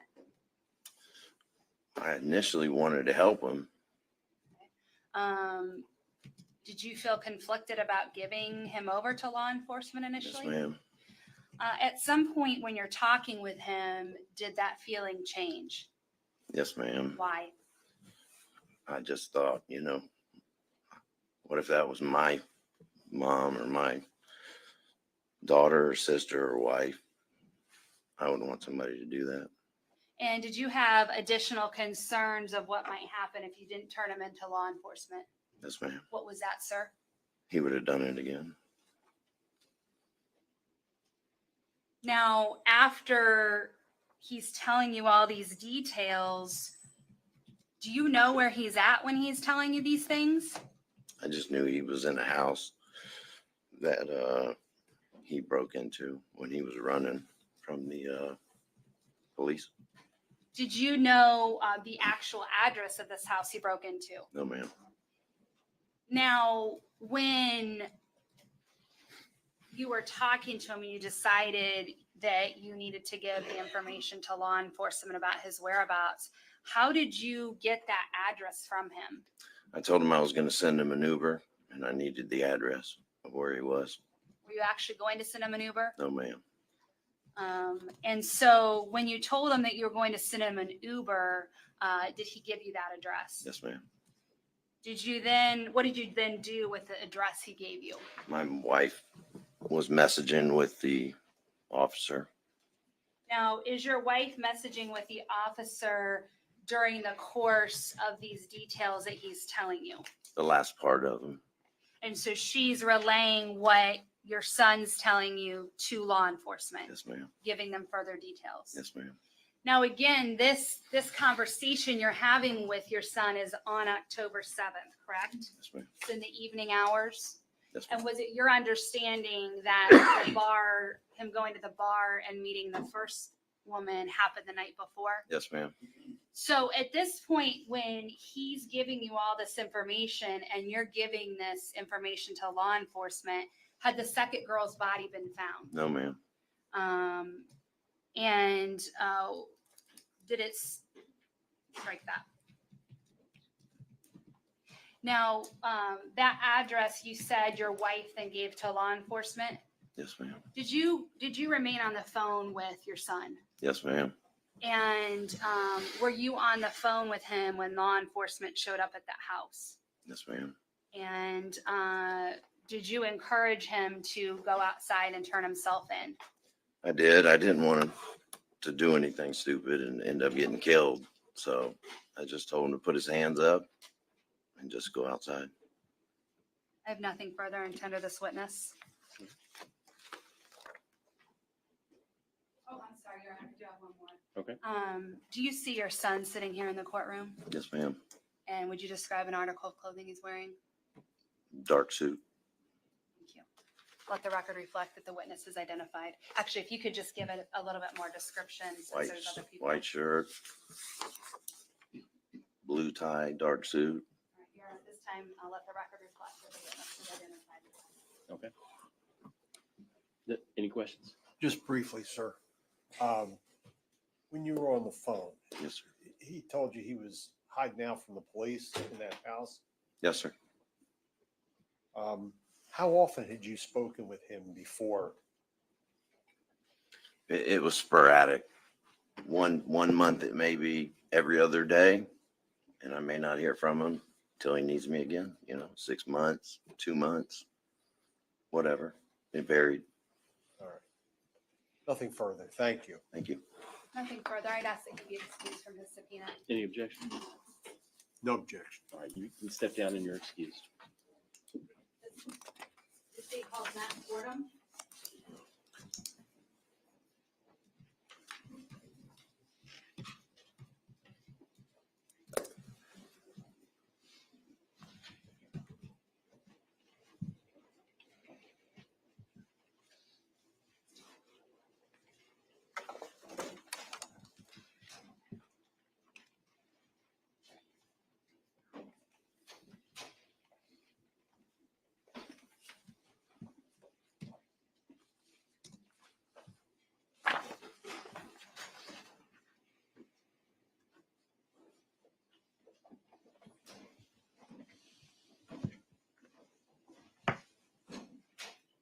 All right, sir, if you'll approach the clerk, you can come this way and approach the clerk. Raise your right hand. She'll swear you in. Do you solemnly swear or affirm that the testimony you give will be the truth, the whole truth, and nothing but the truth? You can take a stand.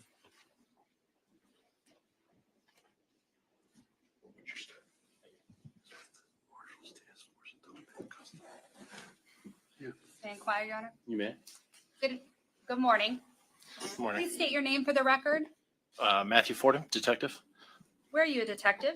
Cape Coral Police Department, How long have you been with Cape Coral Police Department? since 2006. What type of training and experience do you have with them? I went to the police academy in 2006. From there, I was a patrol officer. After patrol, I worked street crimes unit. And then from the street crimes unit, I was assigned to the United States Marshal Service Task Force here in Fort Myers.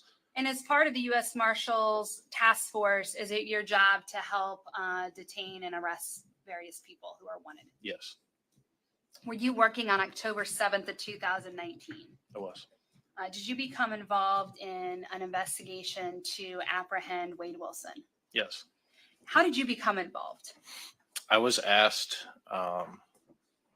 to attempt to locate him. And were you able to locate him right away? Within a few hours, yes. And were you given an address location based on his conversation with his father? I was. Now, was his father able to give you that address where he was staying? He was. What did you do when you received that address? I got with the guys that work on the task force with me, and we coordinated a location in the area to meet up so we could talk about our plan on how we were going to approach the residents. And about how many people responded to the house where you believed he was at? It'd be approximately Sure. maybe 10 individuals. Do you have special type of training to respond to these types of situations? We do. And how were you dressed that time? I don't know exactly what I was wearing, but typically we wear a outer vest, and then under that we typically wear jeans and a t-shirt or something casual with markings on it that says U.S. Marshals Police on the back. So there's no question that you're with a law enforcement agency. There's when you not. arrive. Were you able to get anyone to come outside of the house once you were there? We were, yes. How were you able to do that? Various ways. One of them was I didn't make it myself, but there was a telephone call to the residents, and we also used the vehicle PA system. Did the residents have a landline? It did. And so you got that information and someone was able to call and make contact? They were. And did Wade Wilson make contact with the person? He did. And did he come out right away? I was informed that he had to speak to his dad one last time and that he would come out. And did he speak to his dad one last time? I'm assuming. So about how long after that did he stay in the house? It wasn't much longer after that. And then did he come out? He did. And once he came out, were there any issues arresting him? No issues at all. Now, once he came out, did officers go inside the house? Yes. And what was the purpose of going inside the house? Typically, it's a protective sweep to make sure that while investigators are on scene, nobody else is inside the house that could harm law enforcement. When when the officers went inside the house, was anyone else present in the home? No. Do you see the person that you arrested from that house sitting here in court today? I do. Would you please point to him and identify an article of clothing that he's wearing? He's wearing a black tie with a black suit jacket. Your Honor, let the record reflect that this witness has identified the defendant. No further questions. The state tenders a witness.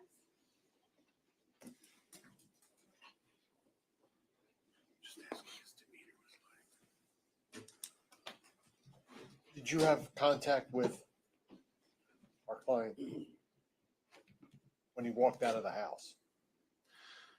I did. Okay. What was his demeanor? He was cooperative with us. Okay. But there's 10 officers there, right? Everyone's in a different position. Not all 10 people are in the same spot. Okay. There's people on surveillance and everything else.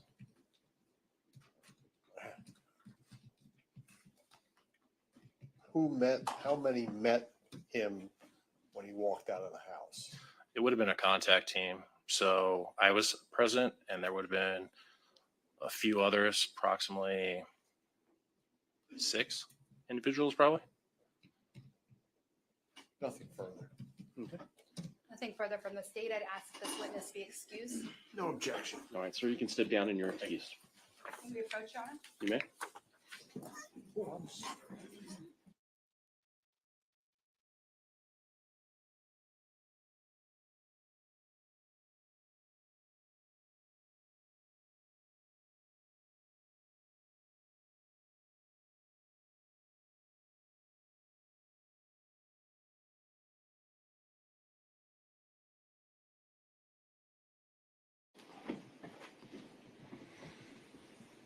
All right, so ladies and gentlemen, it's almost noon. I'm going to let you all go and have lunch. Please remember my earlier instructions. Don't do any research, look up anything, discuss anything about this case among yourselves or with anybody else. And we'll have you come back here at 1 o'clock. It's 5 till right now. Well, it's actually, I tell you what, yeah, it's 5 till. That's fine. And just leave your notepads there.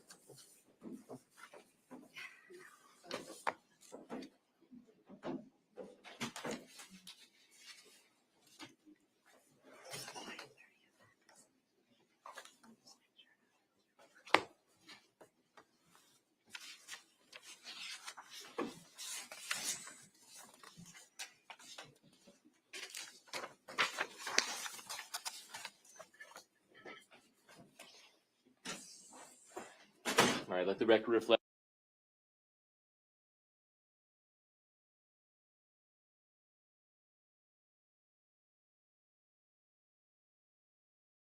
Their portion of the case this afternoon. Yes, I anticipate that it will be no more than 2 hours to complete our case. We have our DNA analyst and then the statement of the defendant.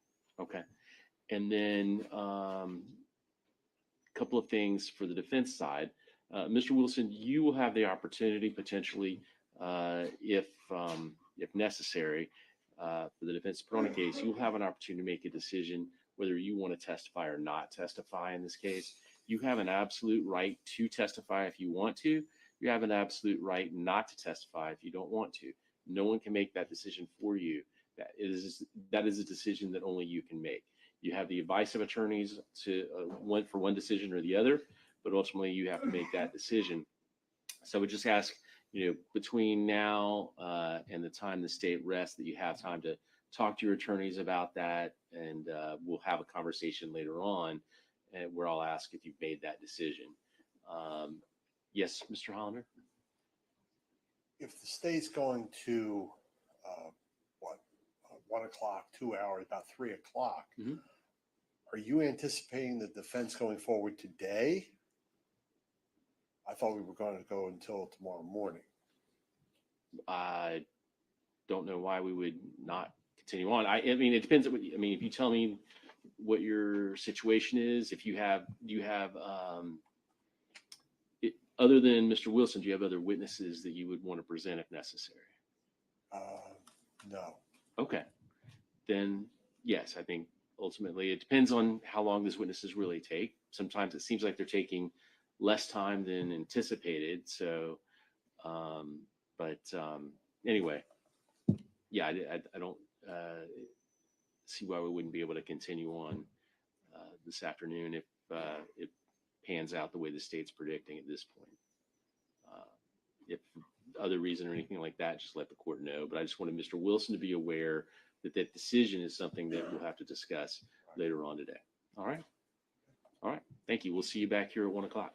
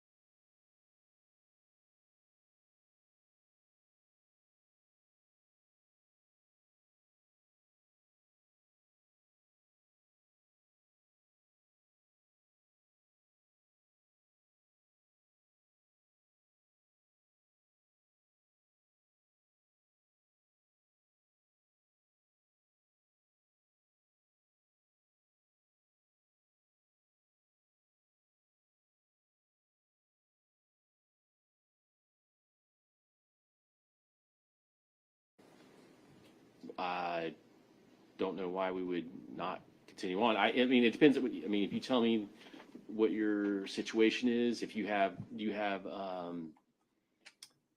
other than Mr. Wilson, do you Analyst, and then the statement of the defendant. okay.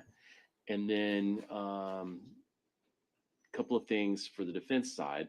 Mr. Wilson, you will have the opportunity potentially, if necessary, for the defense to put on a case, you'll have an opportunity to make a decision whether you want to testify or not testify in this case. You have an absolute right to testify if you want to. You have an absolute right not to testify if you don't want to. No one can make that decision for you. That is a decision that only you can make. You have the advice of attorneys to one for one decision or the other, but ultimately you have to make that decision. So I would just ask, between now and the time the state rests, that you have time to talk to your attorneys about that, and we'll have a conversation later on, and where I'll ask if you've made that decision. Yes, Mr. Hollander? If the state's going to, 1 o'clock, 2 hours, about 3 o'clock, Mhm. Are you anticipating the defense going forward today? I thought we were going to go until tomorrow morning. I don't know why we would not continue on. I mean, it depends. I mean, if you tell me what your situation is, if you have, do you have, other than Mr. Wilson, do you have other witnesses that you would want to present if necessary? No. Okay. Then, yes, I think ultimately it depends on how long these witnesses really take. Sometimes it seems like they're taking less time than anticipated. So, anyway, yeah, I don't see why we wouldn't be able to continue on this afternoon if it pans out the way the state's predicting at this point. If other reason or anything like that, just let the court know. But I just wanted Mr. Wilson to be aware that that decision is something that we'll have to discuss later on today. All right. All right. Thank you. We'll see you back here at 1 o'clock.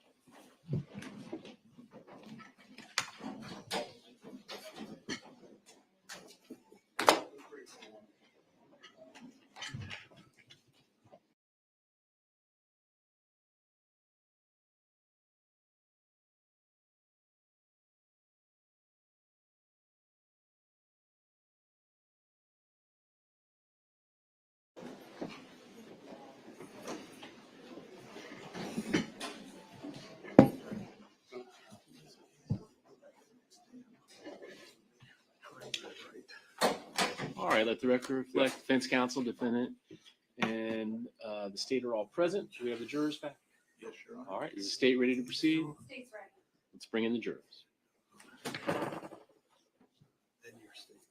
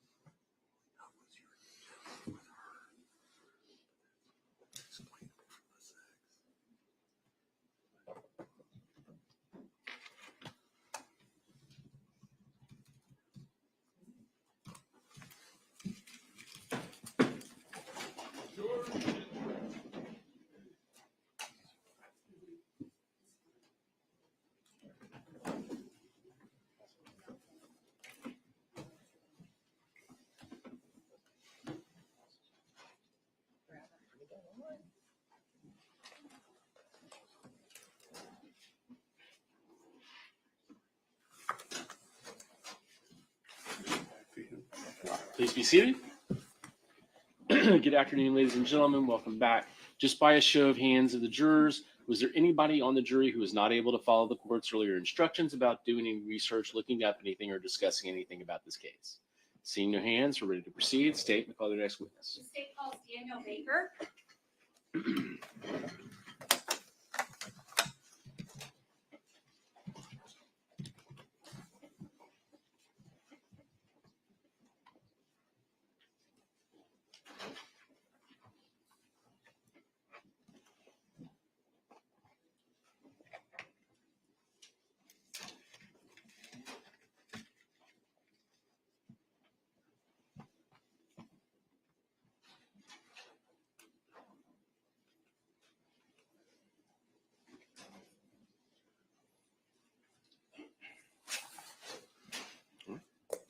Sir, if you'll just come up, face the clerk, raise your right hand, she'll swear you in. Do you solemnly swear or affirm that the testimony you give will be the truth, the whole truth, and nothing but the truth?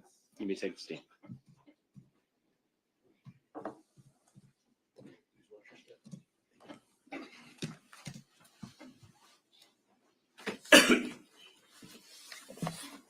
May I inquire? You may.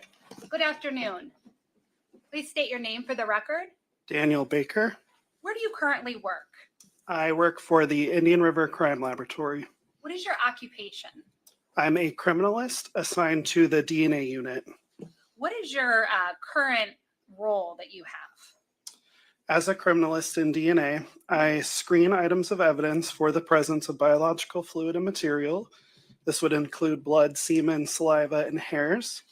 I then attempt to develop DNA profiles from those items of evidence, perform DNA testing, write reports, and testify when needed.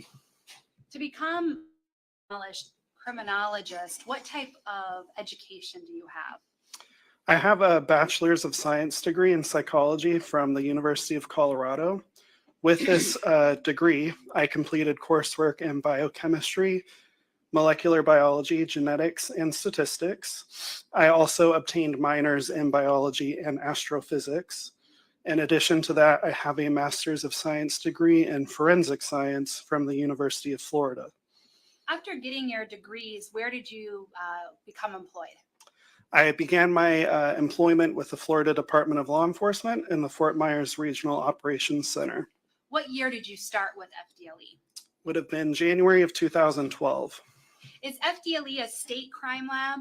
Yes, And are items of evidence sent to FDLE for testing? yes, Was your role specifically to biological testing? yes, that's correct. And do they also have testing for drugs?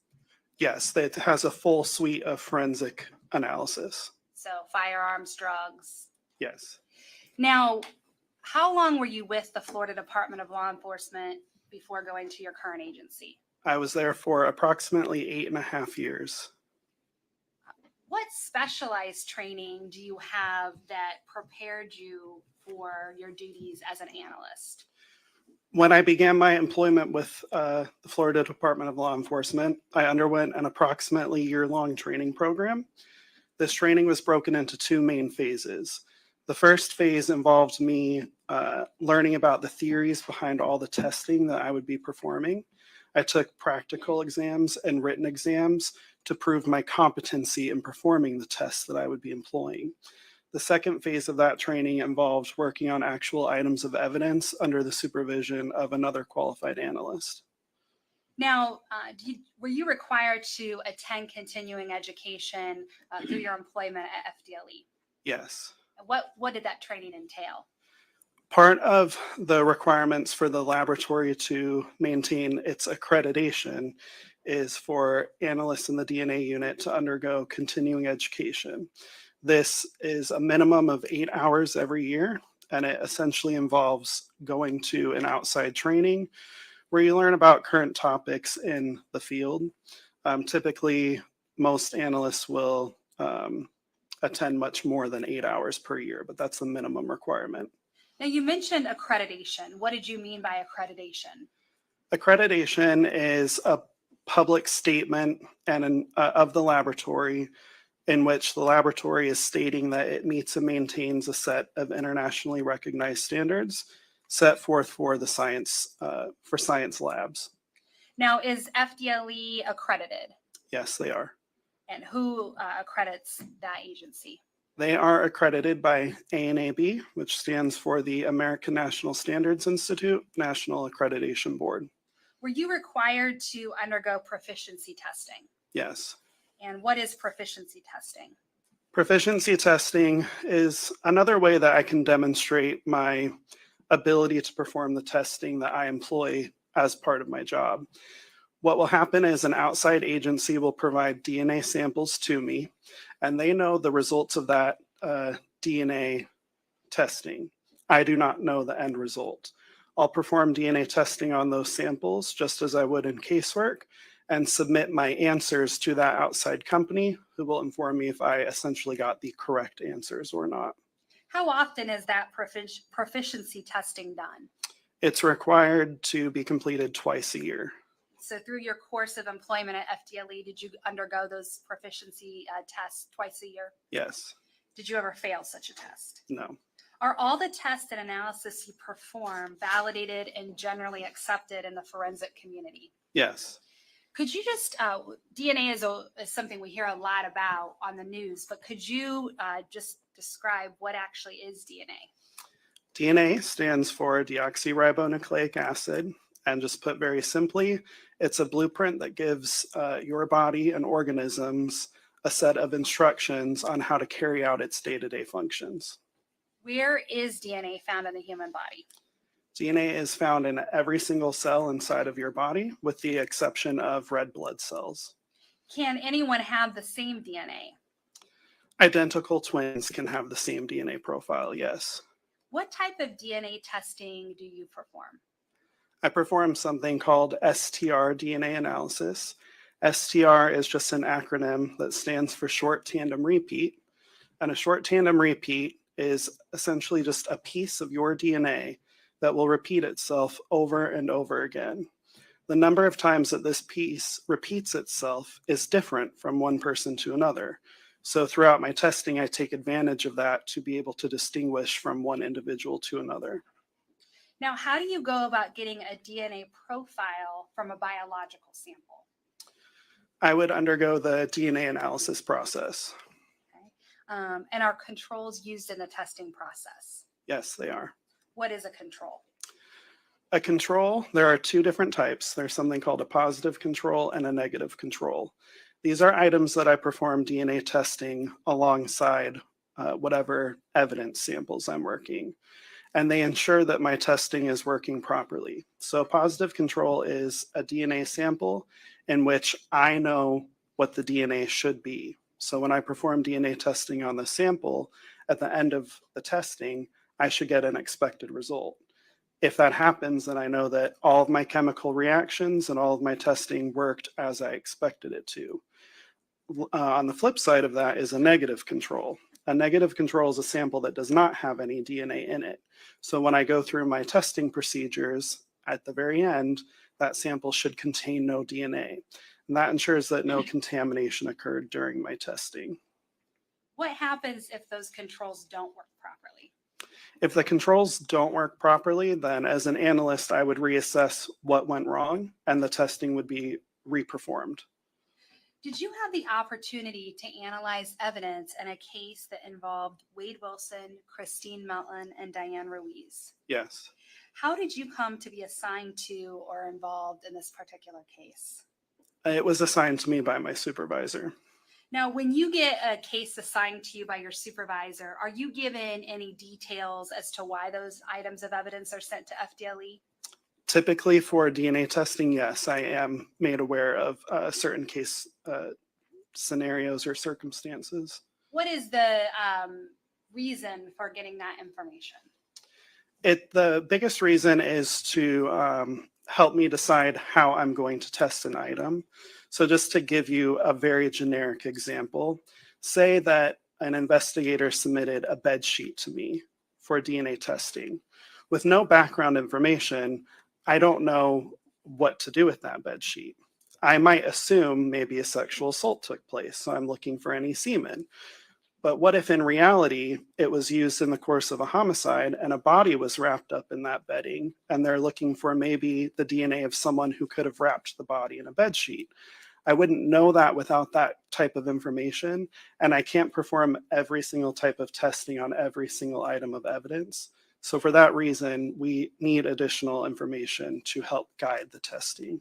So would that additional information also guide you where you might want to swab on that piece of evidence? Exactly. Were you sent a number of pieces of evidence to analyze in this case? Yes. Now, sometimes when items of evidence are sent to you, do you just receive swabs that are from swabbing a piece of evidence? Yes. And then other times are you sent actual physical items for you to swab? Yes. Were you sent a number of physical items in this case for you to determine where you might want to swab? Yes, I was. Now I want to start, and let me ask you this too. Does FDLE have a certain number of items of evidence that they'll accept for testing at a time? Yes, there is an evidence submission policy. And what is the point of an evidence submission policy? Why is it narrowed down to a certain number of pieces? It's the biggest thing is to help in the expedition of getting things tested in a timely manner.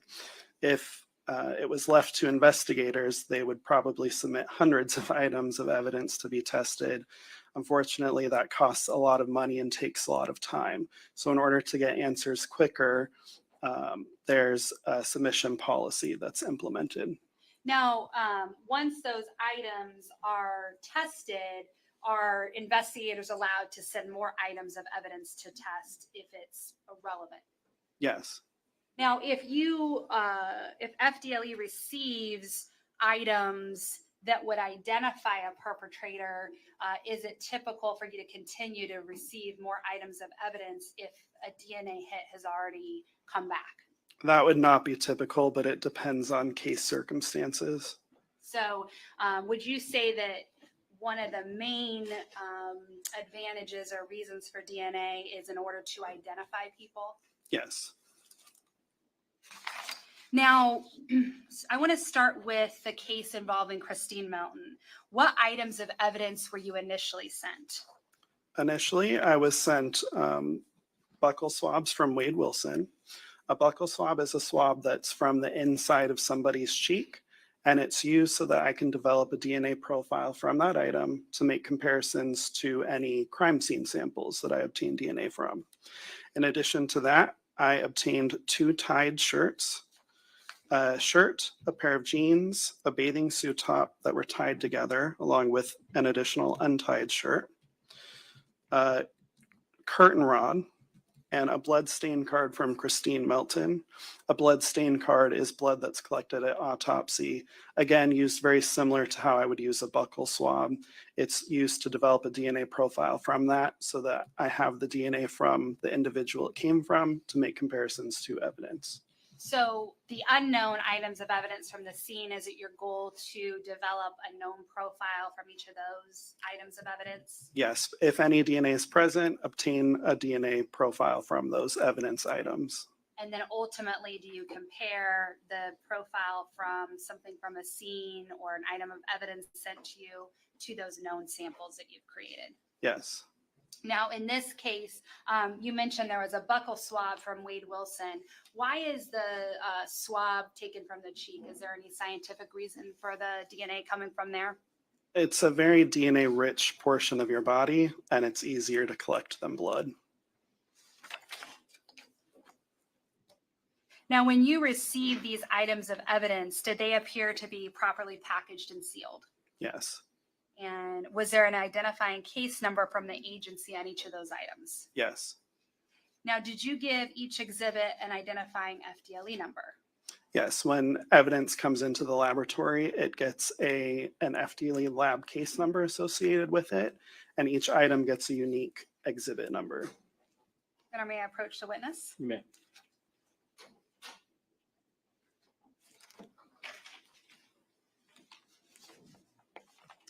I'm going to approach you and show you an item that's already been introduced into evidence, State's Exhibit 38. Do you recognize this exhibit? Yes, I do. What is this exhibit? These are buccal swabs from Wade Wilson. And are your initials and date on that item of evidence? Yes, they are. This red tape, if you can just show right here, this red tape that's on that envelope, is that from Florida Department of Law Enforcement? This tape up here is no, that would be from an original seal from the submitting agency. The red tape along the bottom is my seal after I completed my testing. Thank you. Now, when you received the buccal swabs from Wade Wilson, were you able to complete a DNA profile of that swab? Yes, I obtained a complete DNA profile. And how were you able to do that? I performed the DNA testing process on that item. And what does that DNA testing process entail? The first step would be to actually take a sample for DNA testing. So I'm actually cutting a little piece of the swab that was submitted.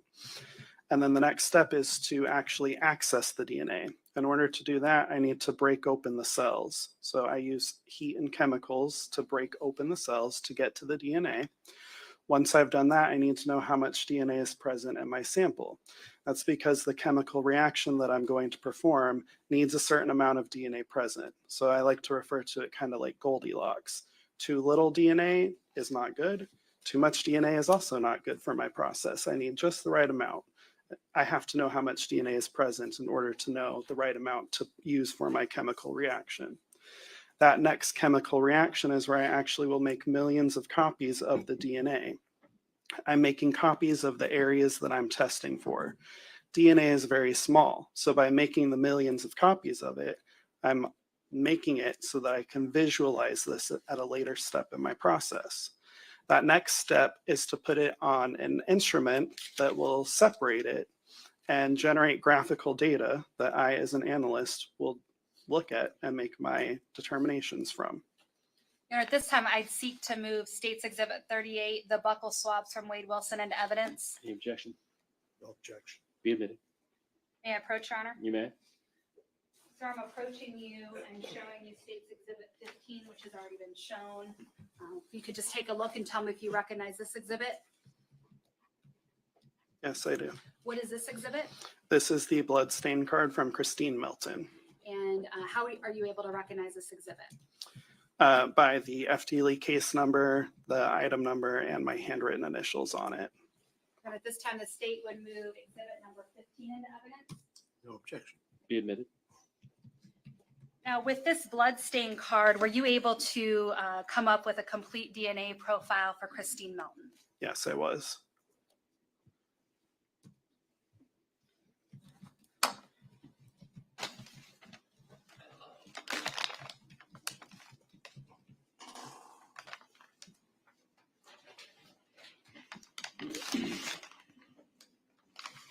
May I approach the witness? You may. I'm going to approach you and show you some items of clothing. There's some gloves if you need over to your right. And the first item I'm showing you is States Exhibit 16. And then the second item is States Exhibit 17. If you could start by looking at States Exhibit 16 and tell me if you recognize it. My hands aren't sweaty at all, so these gloves go on easy.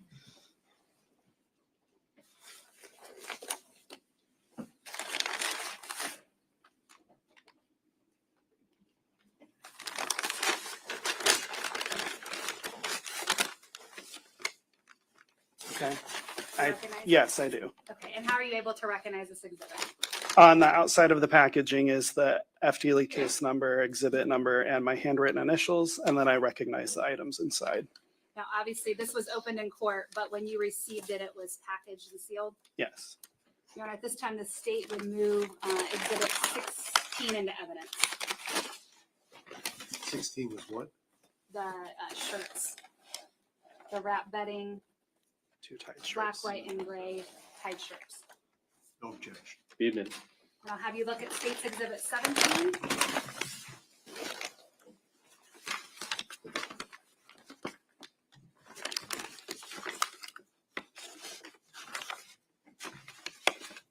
Okay. Do you recognize State's Exhibit 17? Yes, I do. How are you able to recognize that? Same as before, the FTLE case number, the item number, my handwritten initials, and the contents inside the bag. Your Honor, at this time, the state would move 17 into evidence. No objection. Admitted. I want to start by asking you what you did with these items of clothing and bedding that you received. Okay, so as alluded to before, I received case information that these items were potentially used in the tying up of some kind of apparatus or the victim herself. And so the area of note on these items of clothing were any DNA that might be on the knotted portions. So to start, this first package is two tied shirts. They were knotted together at the sleeves. There were two knots. So what I did was I start by performing just a visual examination of the evidence. Though I know I'm focusing on the knots, I am still going to give a visual exam to the entire of the item to see if there's any characteristic staining that would potentially warrant testing for bodily fluids. In this case, I did actually perform a chemical color change test for the possible presence of semen. Sexual assault was potentially suspected in this case, and there was staining that warranted potential testing for semen. In this instance, the items were negative for the presence of semen. The next thing I did was collect potential hairs from these exhibits. So the shirts had what appeared to be hairs. I'm saying what appeared to be because I didn't actually examine them with a microscope, which is how I would confirm that they were hairs. These possible hairs were collected and then returned to the original package and a separate little envelope that I have in here. That would be for any possible future testing if for some reason the hairs needed to be examined. After that, I focused on the knots of the shirts.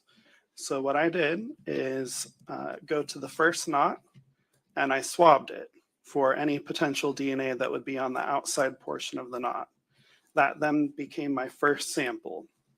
I then untied that same exact knot and then took a separate swab and swabbed the inside portion of the knot. That then became my second sample. And then I repeated this process for the second knot that was present on these items.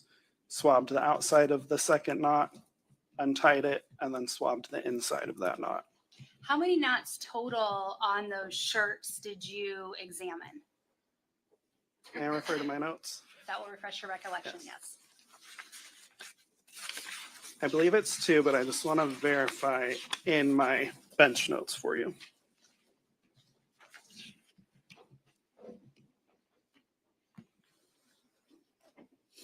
Yes, it was 2 total knots for this first item. Could you please pull that first item out and just show the jurors that item? So this is the possible hair package that's in here that I told you I collected. While you're pulling that out, is hair something that's very easy to test for DNA? It's not difficult to test for DNA, but it's not commonly performed at DNA testing just because a lot of hair is shed on your body throughout the day. Approximately 200 to 300 hairs can be shed in a day. And typically those shed hairs are dead, and dead hairs don't contain the type of DNA that I'm looking for. I'm looking for hairs that are in an actively growing phase, and usually those have to be ripped out to find those. So most times I don't even examine hairs unless there's something about a case circumstance that would suggest I should.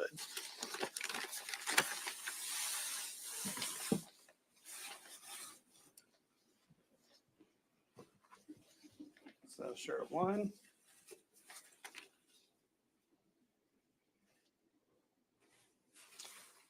Shirt 2. They were both knotted by their sleeves together at each of the sleeves. So these shirts that you're holding up are after you've untied them. Yes. So let's talk about the knot. Is it 2A? Is that the right reference that I'm using? Yes. First knot? Okay. So for 2A, were you able to obtain DNA results from that knot? Yes, I was. And were you able to compare the profile from 2A to the profiles of Wade Wilson and the profile of Christine Melton? Yes.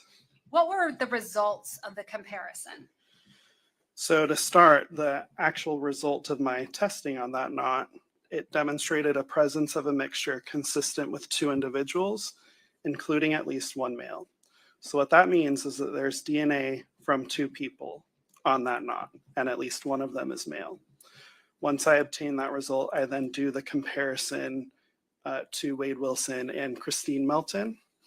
And Wade Wilson is included as a possible contributor to the mixed DNA profile. And Christine Melton is included as a possible contributor to the mixed DNA profile. Now, were you able to put a statistical significance to those comparisons? Yes. What is that statistical significance?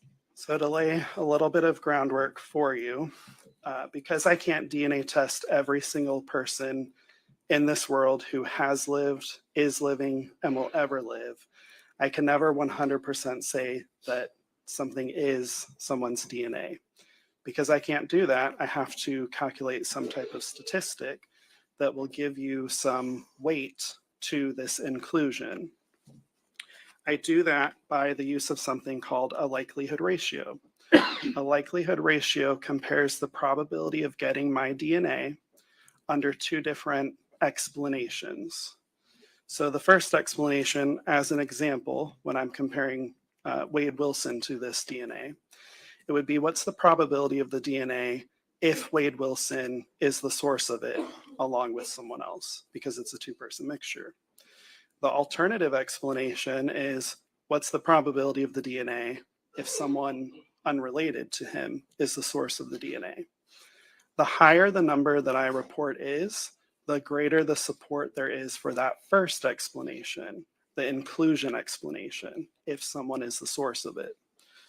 So with that groundwork laid, when I compared Wade Wilson, the observed DNA profile is greater than 700 billion times more likely to occur if the sample originated from Wade Wilson and one unrelated individual than if it originated from two unrelated individuals.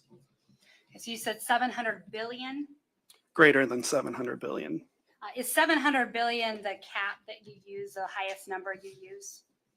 At FDLE, procedure is to cap the number at 700 billion.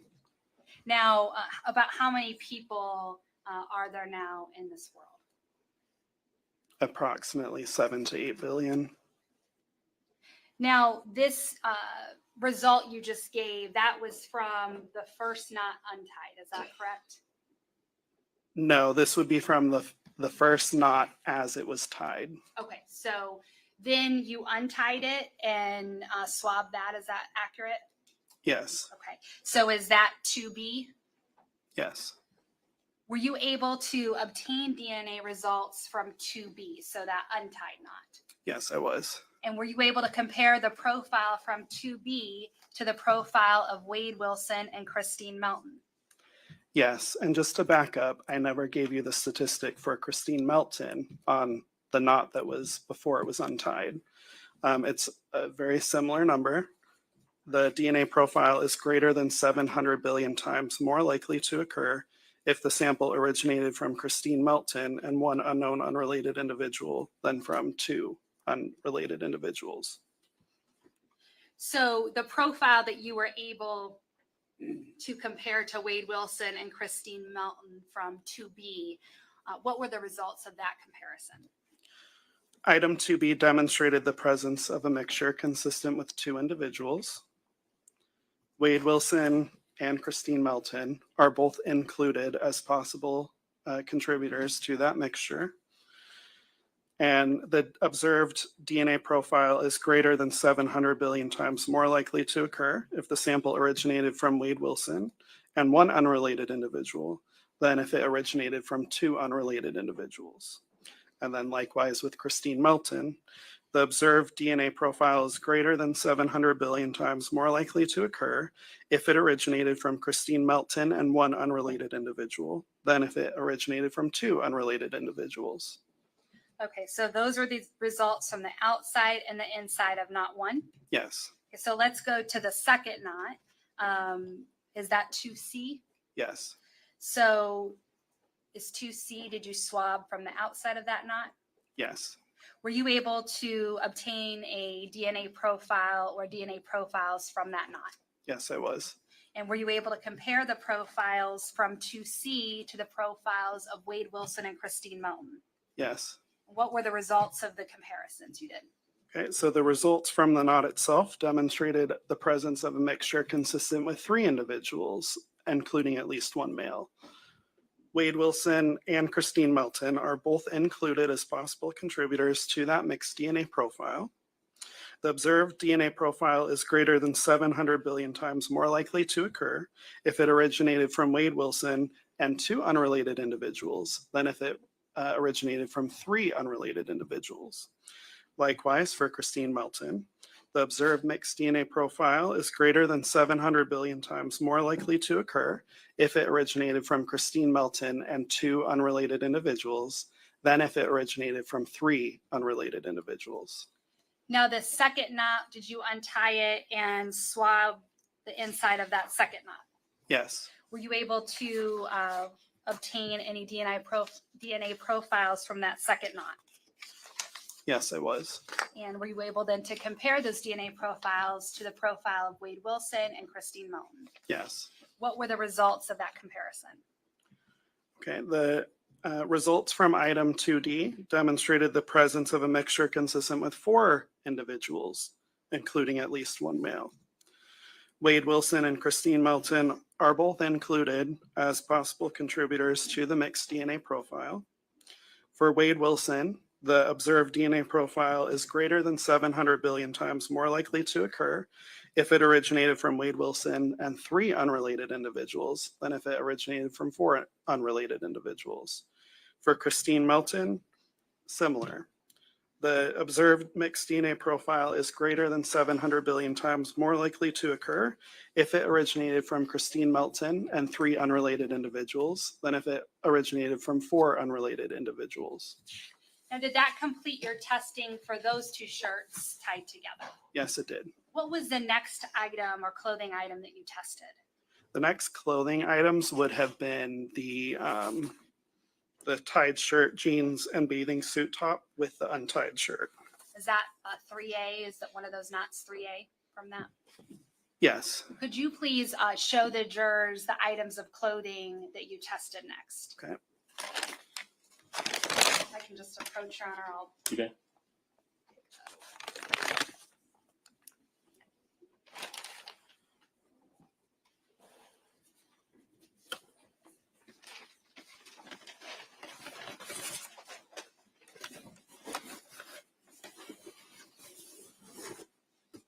This is the pair of jeans.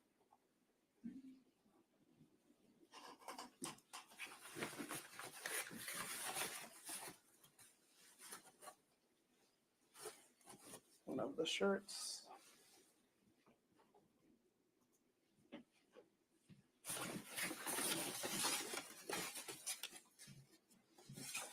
The bathing suit top.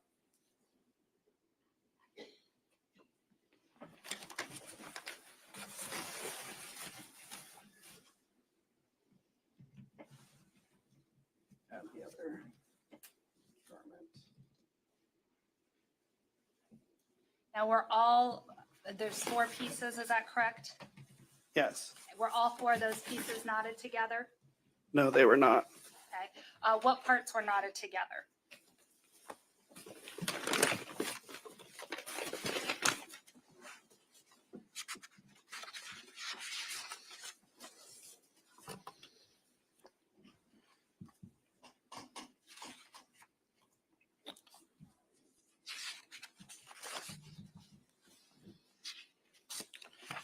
The shirt that I showed you that had the small hoodie attached to it was tied to the pair of jeans. Also tied to the pair of jeans was the bathing suit top, which itself also had some knots done within itself. The other shirt was not tied to these items. So let's talk about the first knot you tested, 3A. Which knot was this? 3A is the knot that was connecting the shirt to the jeans. And were you able to complete any DNA profiles from the outside of that knot? Yes, I was. Were you then able to compare the profile from that knot to the profiles of Wade Wilson and Christine Melton? Yes. What were the results of that comparison? The knot 3A demonstrated the presence of a mixture consistent with 3 donors, including at least 1 male. Wade Wilson and Christine Melton are both included as possible contributors to that DNA profile. For Wade Wilson, the observed DNA profile is greater than 700 billion times more likely to occur if the sample originated from Wade Wilson and 2 unrelated individuals than if it originated from 3 unrelated individuals. For Christine Melton, the observed DNA profile is greater than 700 billion times more likely to occur if it originated from Christine Melton and 2 unrelated individuals than if it originated from 3 unrelated individuals. Did you then swab the inside of that knot once you'd untied it? Yes, I did. And again, this is the pants and the gray hoodie. Yes. Now, were you able to obtain DNA profiles once that knot was untied? Yes, I was. Did you then compare that DNA profile to the profiles of Wade Wilson and Christine Melton? Yes. What were the results of that comparison? The results were the exact same as the untied portion of that knot. So I obtained a mixture consistent with 3 individuals, including at least 1 male. Wade Wilson and Christine Melton are both included as possible contributors to that mixture. For Wade Wilson, the observed DNA profile is greater than 700 billion times more likely to occur if it originated from Wade Wilson and 2 unrelated individuals than if it originated from 3 unrelated individuals. For Christine Melton, 1 billion times more likely to occur if the sample originated from Christine Melton and 2 unrelated individuals than if it originated from 3 unrelated individuals. Now, you mentioned another knot. What 2 items of clothing were knotted together? Or not for 3C? Yes, the next knot, which was portion of the knot I just talked about. Okay. And if you could, were you able to develop a profile from the untied portion of that knot? Yes, I was. Did you compare that profile to Wade Wilson and Christine Melton? Yes. And what were your results of that? There was a mixture that demonstrated the presence of a mixture consistent with 3 donors, including at least 1 male. Okay. I then compared the 2. Wade Wilson and Christine Melton are both included as possible donors to that mixture.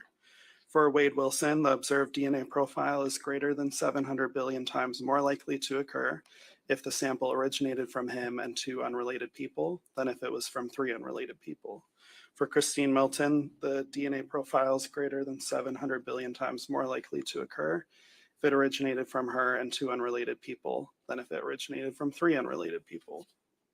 Let's talk about then that second knot on the bathing suit 3G. Is that correct? Yes. Okay. So were you able to swab the outside of that knot and obtain a profile? Yes, I was. Did you then compare that profile to Christine Melton and Wade Wilson? Yes. What were the results of that comparison? This knot demonstrated the presence of a mixture consistent with 2 donors, including at least 1 male. Wade Wilson and Christine Melton are both included as possible donors to that mixture. For Wade Wilson, the DNA profile is greater than 700 billion times more likely to occur if the sample originated from Wade Wilson and an additional unrelated person than if it originated from 2 unrelated people. For Christine Melton, the observed DNA profile is greater than 700 billion times more likely to occur if it originated from her and 1 unrelated person than if it originated from 2 unrelated people. Did you then untie that knot and swab the inside of that knot? Yes. Is that 3H? Yes, it is. And were you able to obtain a profile from that knot? Yes. And did you compare that profile to Wade Wilson and Christine Melton? Yes. What were the results of that comparison? This demonstrated the presence of a mixture consistent with 2 donors, including at least 1 male. Other limited data which is not interpretable was observed in this sample and may suggest the possibility of additional contributor to this DNA profile. So what that means is rarely I can get DNA signal from that could indicate that another person is present in the sample, but it's not a lot of data. Because it's not a lot of data, I can't make any comparisons to it. It could be DNA, it could actually be a technical artifact of the testing process that I perform. Because of that, it's not interpretable. So then I compared Wade Wilson and Christine Melton to this mixture. Wade Wilson and Christine Melton are both included as possible contributors to that mixture. For Wade Wilson, the observed DNA profile is greater than 700 billion times more likely to occur if the sample originated from him and one unrelated individual than if it was from two unrelated people. For Christine Melton, the DNA profile is greater than 700 billion times more likely to occur if the sample originated from her and one unrelated person than from two unrelated people.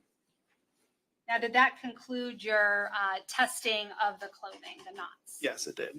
May I approach, Your Honor? You may. For the record, I'm approaching the witness. I'm going to show you State's Exhibit 18. I'd ask that you just take a look at State's Exhibit 18.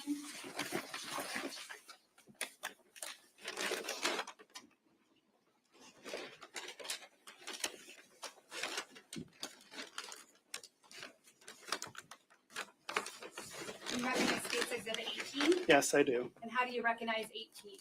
The FDLE item number, the case number, and my handwritten initials. And at this time, the state will move 18 into evidence. No objection. Be admitted. I'd ask that you just pull out and publish what is inside of that. And what is this item, sir? This is the curtain rod. Okay. And were you able to test this curtain rod? Yes, I was. And how did you choose which areas to test? Okay, so similar as to before, based off of the case scenario, it was alleged that this was potentially used in a homicide or potential sexual assault. And so what I was doing with this item is looking first for the possible presence of semen. In this case, it was negative for the presence of semen. The next thing I did was test this for possible blood. So on this portion of the rod, it's difficult to see now because I have swabbed it, but there was staining that's consistent with what looks to be potential blood. So I perform a chemical color change test for the possible presence of blood. This is only a presumptive test. It can't confirm blood to the exclusion of all other substances, but it's just a test that can guide my DNA testing to see where I might want to perform DNA analysis. That gave positive indications for the possible presence of blood.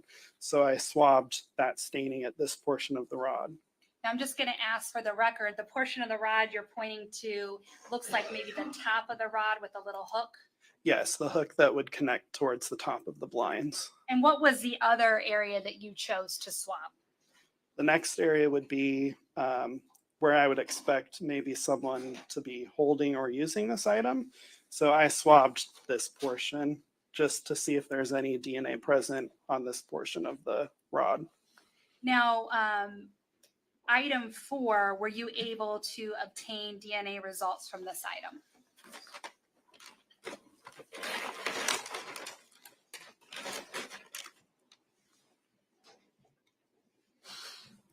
Yes, I was. Were you able to create a profile? Yes, I was. And did you then compare that profile to the known profiles of Christine Melton and Wade Wilson? Yes. And when I say 4, is this the top of the rod or the bottom of the rod? So 4 was split into 4A and 4B. 4A would be the staining that was at the top of the rod. Okay, so what were the results for the profile from the staining at the top of the rod? That it was a complete DNA profile that was consistent with a female individual. And were you able to compare that DNA profile to Christine Melton? Yes. And what were the results of that? The DNA profile from that staining matches the DNA from Christine Melton. The observed DNA profile is greater than 700 billion times more likely to occur if the sample originated from Christine Melton than if it originated from an unknown, unrelated individual. Now, when you have an item of evidence that has a lot of blood on it or blood, can it often happen that that blood might mask other DNA that might be a part of that item? It could be possible, yes. Now, as far as the rod handle, were you able to contain, or were you able to obtain a DNA profile from the handle of that rod? Yes, I was. And is that part of 4B? Yes, that is 4B. And were you able to compare that profile to Christine Melton and Wade Wilson? Yes. And what were the results of that? From the handle, it demonstrated the presence of a mixture consistent with 2 donors, including at least 1 male. Wade Wilson is included as a possible contributor to that DNA profile. The observed DNA profile is greater than 700 billion times more likely to occur if it originated from Wade Wilson and 1 unrelated person than if it was from 2 unrelated people. Christine Melton is also included as a possible donor to that mixture. The DNA is greater than 700 billion times more likely to occur if it originated from Christine Melton and 1 unrelated person than if it originated from 2 unrelated people. Now, did that complete the testing then of that curtain rod? Yes, it did. Did you complete a report and detail these findings? Yes. And was that date of that report October 16th, 2019? Yes, it was. May I approach, Your Honor? You may. Now, sir, when I asked you initially about the items of evidence that you received, was one of those, I don't know, did I introduce 18? Yeah, I did. One of those items I believe you said you received was a blood sample from, or I'm sorry, yes, passenger door swabs from blood sample. And it states Exhibit 33. I'm going to ask if you look at that and tell me if you recognize that exhibit. Yes, I do. And how do you recognize that exhibit? By the FDLE case number, the item number, and my handwritten initials on it. And at this time, the state would move 33 into evidence. No objection. Be admitted. Did you also receive a blood stain card from Diane Ruiz? Yes, I did. May I approach, Your Honor? You may.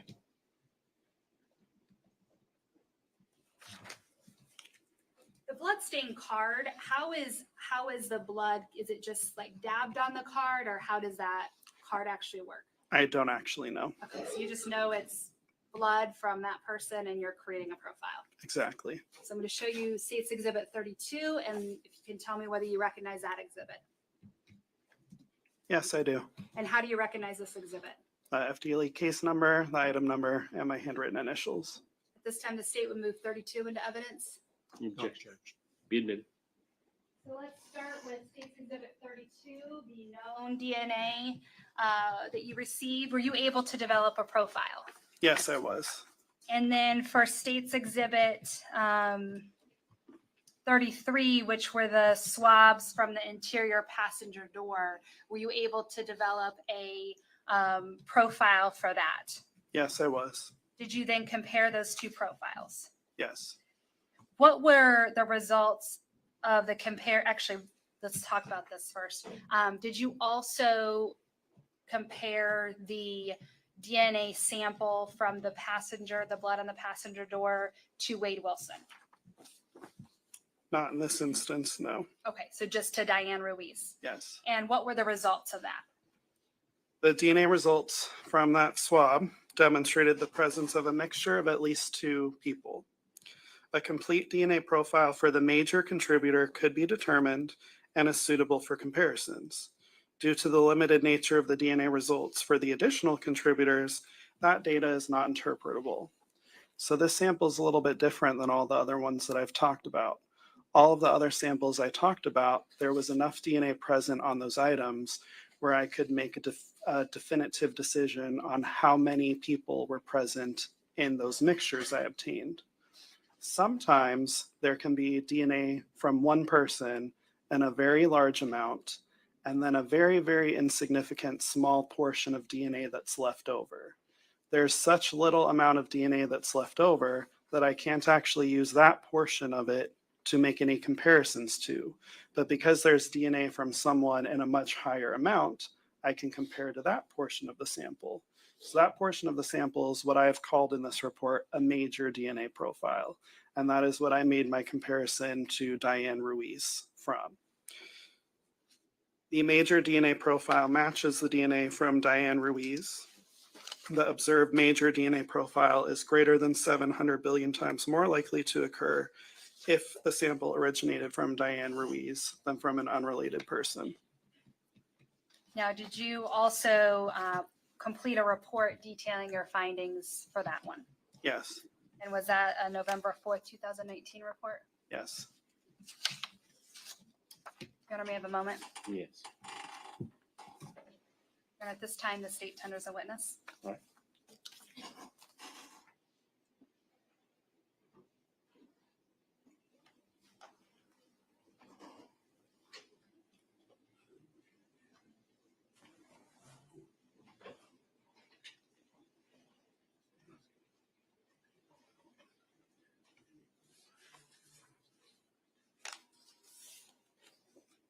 Sir, did you test any other items than the ones you mentioned today?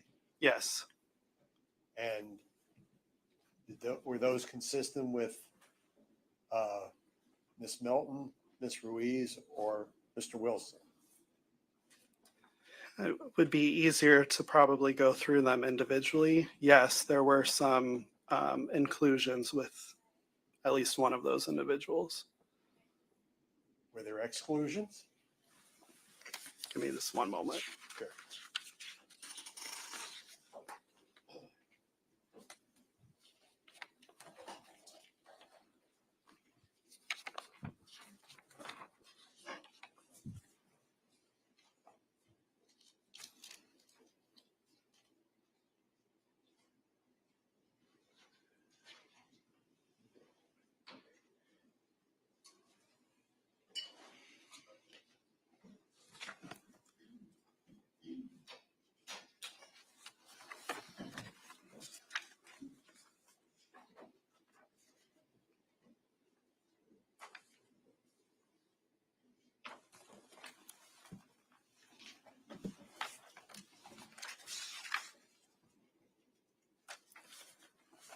Yes, sir, there were a range of outcomes. There were exclusions. By exclusions, what do you mean? What are you saying are exclusions? An exclusion is where I'm determining that someone is not contributing to the DNA profile. So when I make the comparison from their buccal swab or blood, I'm stating that those DNA profiles are not the same origin. Did those DNA profiles come back to people other than Ms. Ruiz, Ms. Melton, or Mr. Wilson? Not that I have identified, no. They came back to other profiles. Yes. Did you receive swabbings from the front of a Nissan Versa? Not from the outside of the car, no.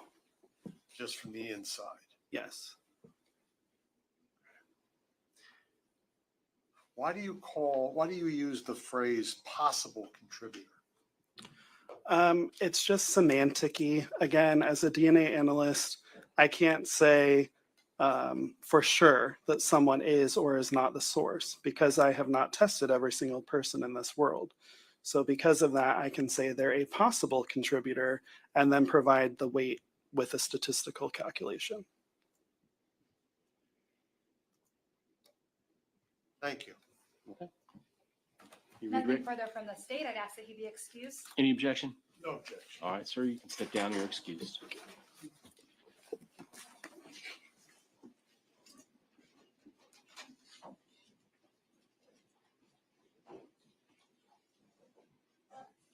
State can call the next witness. So we call Jim Lazenby.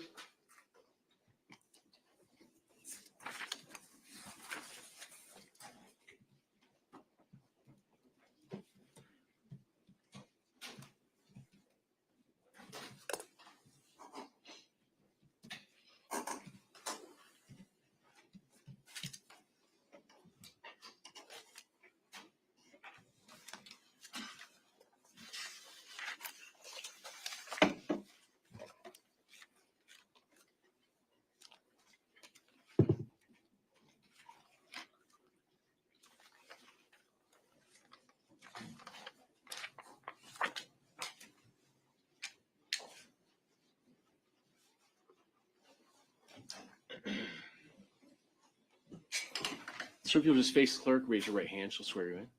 Do you solemnly swear or affirm that the testimony you give will be the truth, the whole truth, and nothing but the truth? Thank you. I can take the stand.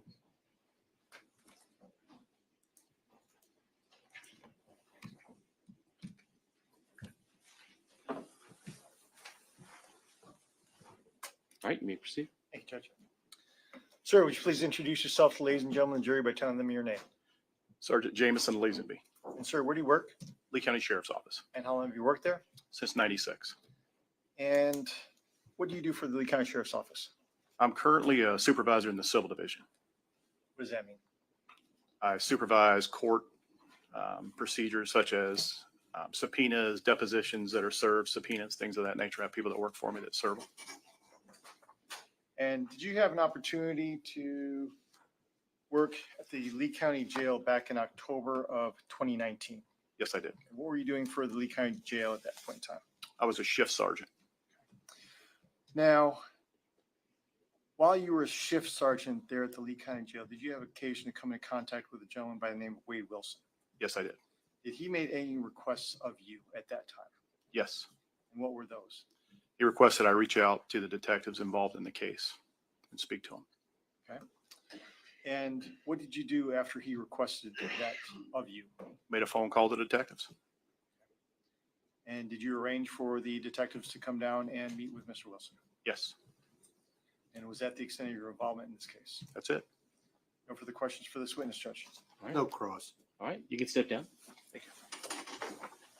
Judge, say we call Nick Jones.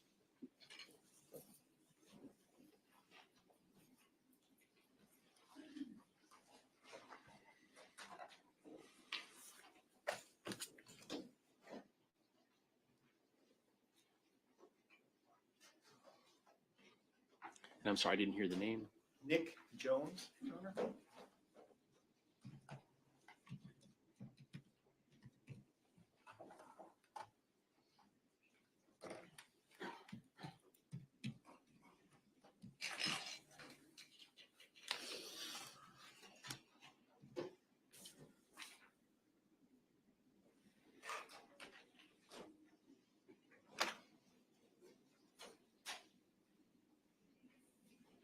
All right, sir, if you'll face the clerk, raise your right hand, she'll swear you in. Do you solemnly swear or affirm that the testimony you give will be the truth, the whole truth, and nothing but the truth? All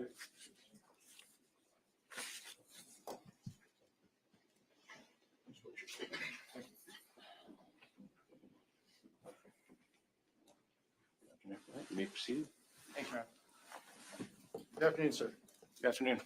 Please introduce yourself to the ladies and gentlemen of the jury by telling them your name. Master Corporal Nicholas Jones of the Cape Coral Police Department. You say Master Corporal? Yes, sir. When did you obtain that rank? It's been a while now. I don't recall. Very well. How long have you worked for the Cape Coral Police Department? I'm in my 19th year. Back on October 10th of 2019, what did you do for the Cape Coral Police Department? I was a detective in the Major Crimes Unit. What was your role as a detective in the Major Crimes Unit, specifically as it relates to the 10th of October 2019? I was assisting Detective Bell in an investigation regarding Christine Melton, and then I became the assigned detective for a missing person, Diane Ruiz. Did you become intimately familiar with the facts and circumstances surrounding the missing person, also known as Christine Melton, Yes, sir. and also as it related to Miss Diane Ruiz? Yes, sir. As a result of having received that information, did you ultimately receive a telephone call from a sergeant by the name of Jim Lazenby from the Lee County Sheriff's Office? Yes, sir, I did.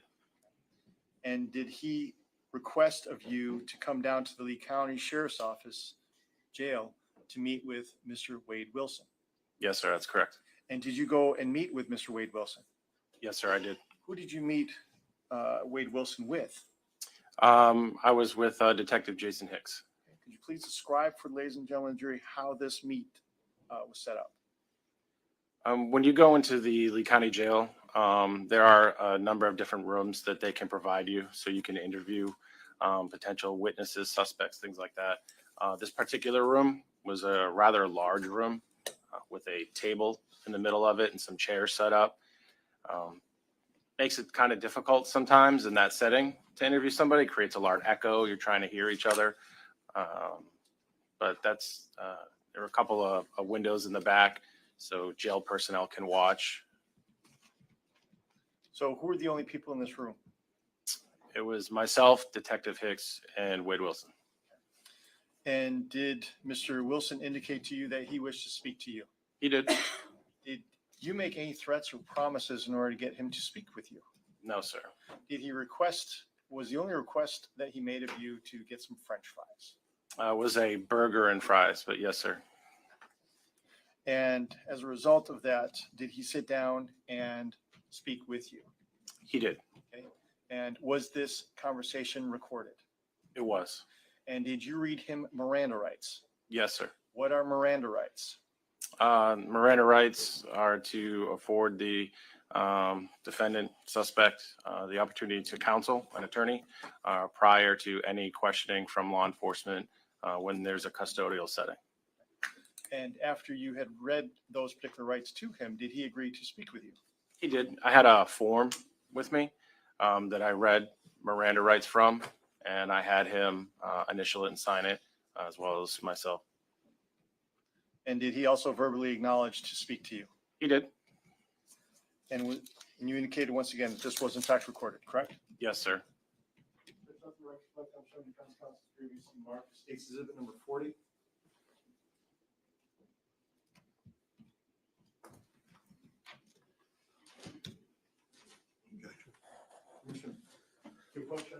Yeah. Jones, I'm handing you some previously marked as state's exhibit number 40. You recognize that? Yes, sir. How do you recognize that? With my initials and badge number. And what does that appear to be? The recorded statement with myself and Wade Wilson. Have you listened to that statement? Yes, sir. Does that statement contain the entire interaction between you and Mr. Wilson? Yes, sir. Judge, at this time, the state will move state's exhibit number 40 into evidence. Any objection? No objection. Be admitted. Permission to publish, Judge? Yes. Amen.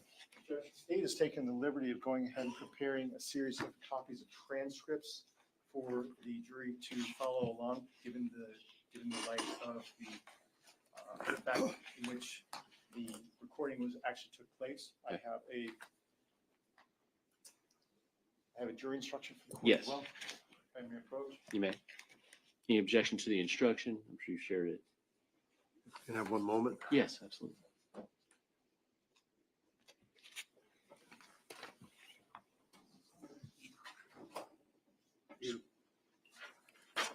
No objection, Judge. All right, very well then.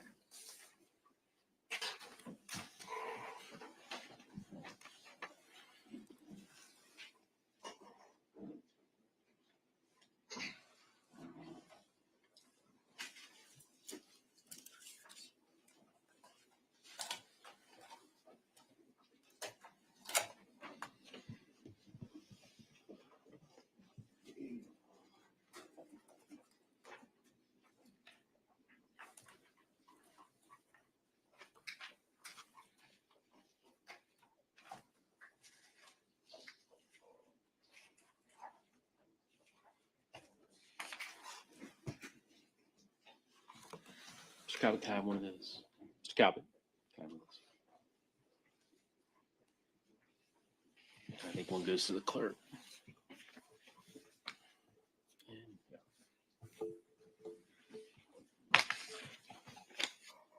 All right, ladies and gentlemen, you're about to hear recorded conversations. These recorded conversations are proper evidence, and you may consider them just as any other evidence. You're also being furnished transcripts of the recorded conversations. The recordings are the evidence, and the transcripts are provided to you only as a guide to help you follow as you listen closely to the recordings. The transcripts are not evidence of what was actually said or who said it. If you notice any difference between what you hear on the recordings and what you read in the transcripts, you must rely on what you hear, not what you read. Thank you.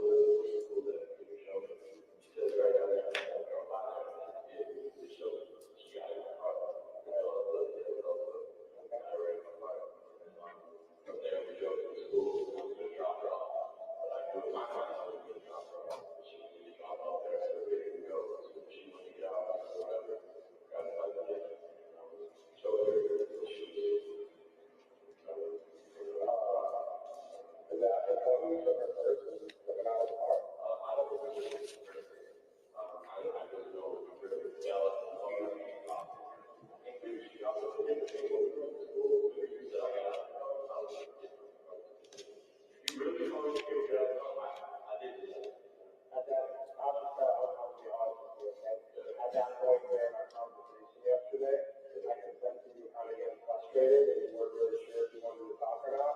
So I was just calling you bluff to see if you were full of shit.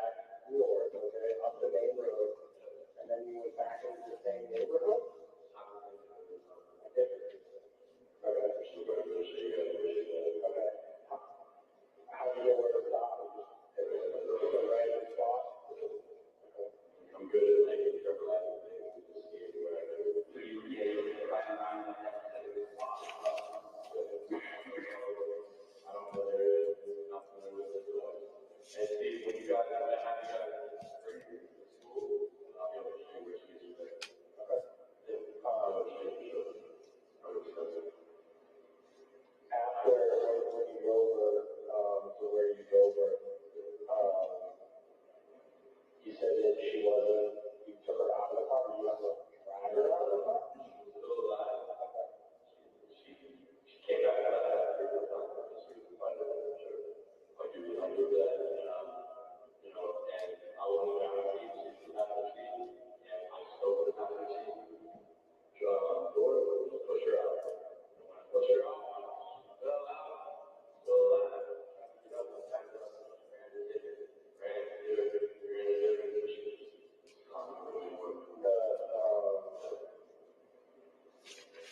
When you do that, did you check to make sure that it was dead? Or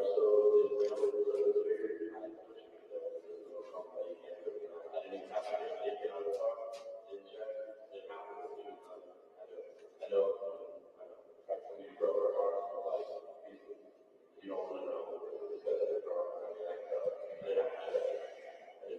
you see anybody else out there walking around? Good. So we got back out, I was with that lady in that truck. Inside the pool, like, she saw me back up, because she knew what I could do.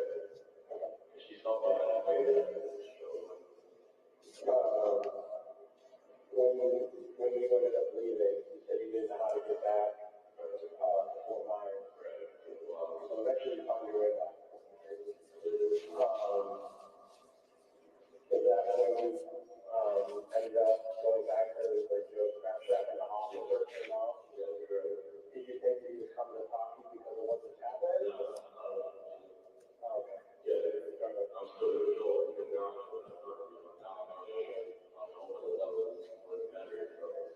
and where did you go after you left the truck? Then where did you go?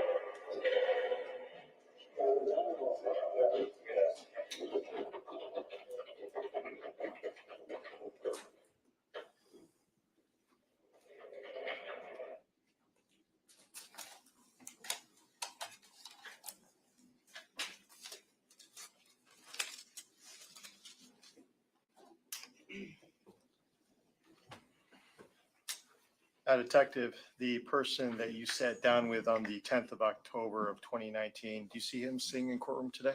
Yes, sir. Please point him out and describe the article of clothing that he's wearing. He's sitting over here in the black suit with black tie, white shirt. You guys have to reflect this witness is also identifying the defendant. Okay.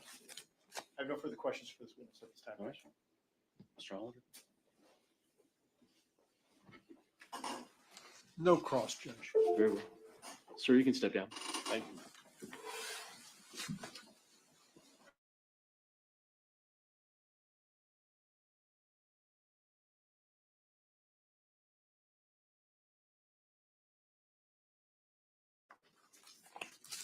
State rests.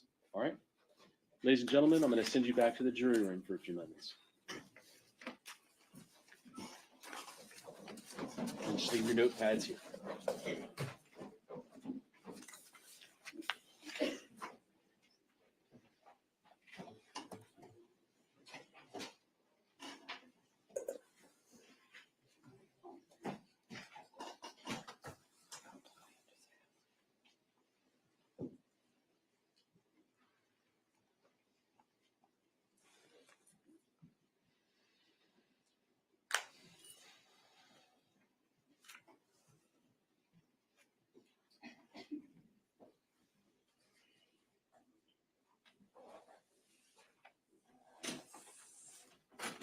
Let the record reflect the jury's exited the courtroom. You can be seated.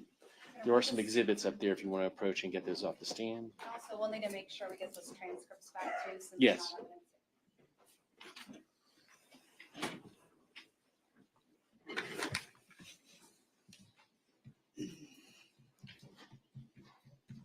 All right. All right, the state is rested. Any motions from the defense? Pardon me? The state is rested. Any motions from the defense? We'd move for a directed verdict. I can't cite anything in specific at this time, but in order to preserve the record, nevertheless, we'd move for a directed verdict of acquittal. All right. In response from the state?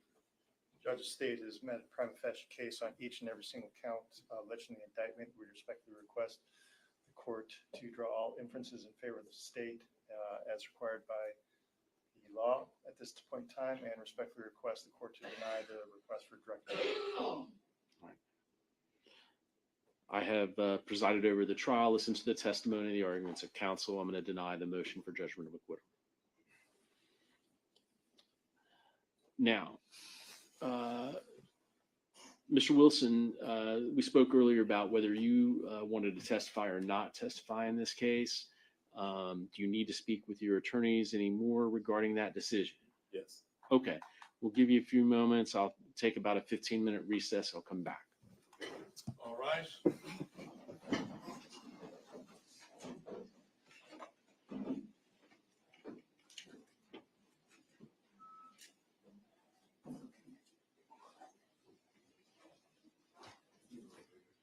Please be seated.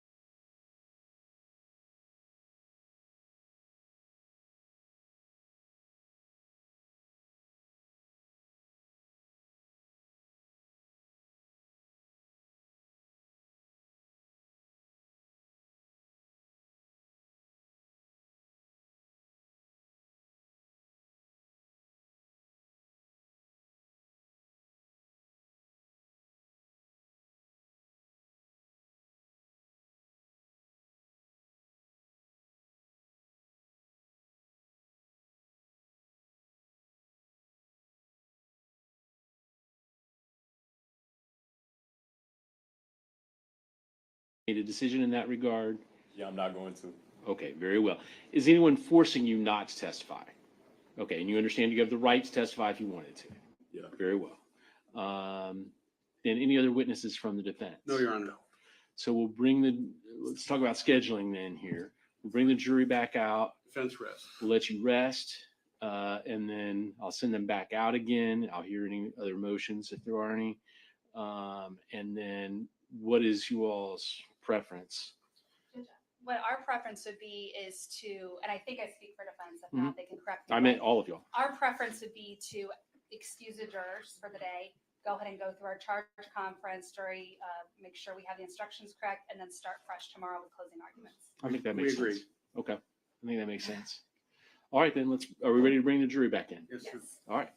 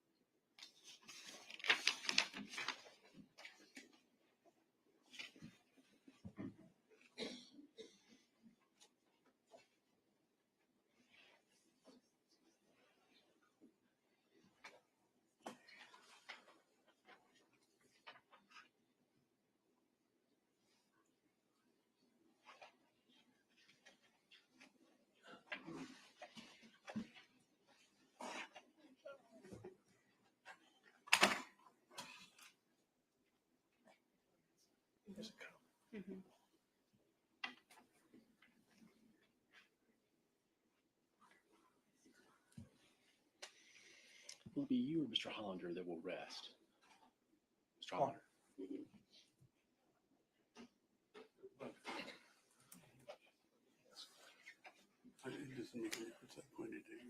I know.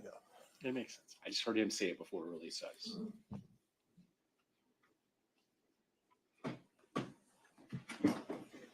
Jurors entry.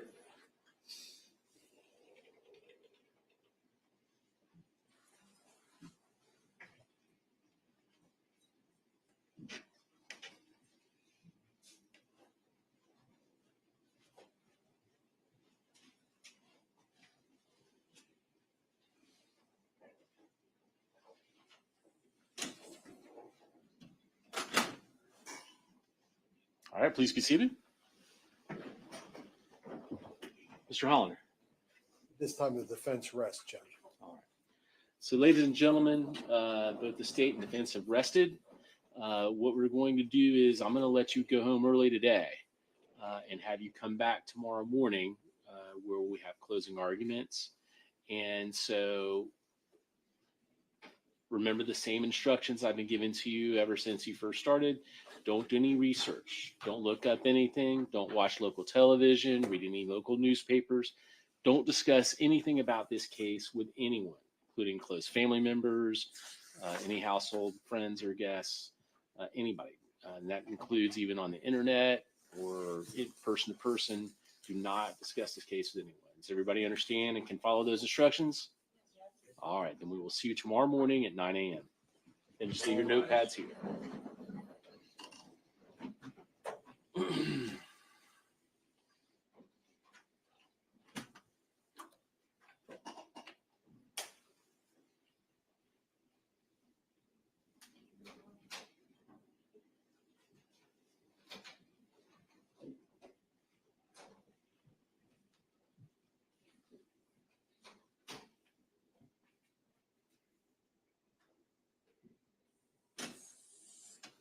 All right, let the record reflect the jury's exited the courtroom. Both state and defense have rested. Were there any other motions, Mr. Hollander? Not at this time, Judge. Very well.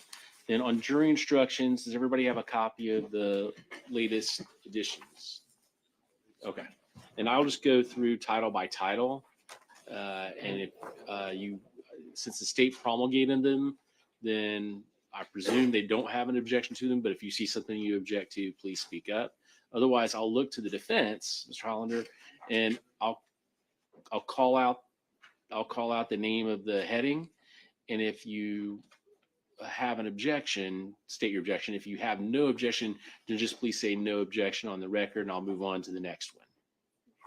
All right. You're gonna have to read the titles. They I don't- will read the titles. Numbers aren't. Right, I'll read the title. So, introduction to final instructions. No objection. Final instructions to control. No objection. Statement of charge. No objection. Introduction to homicide.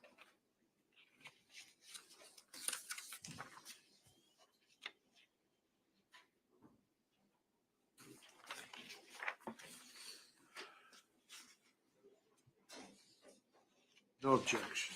Okay. First degree premeditated murder.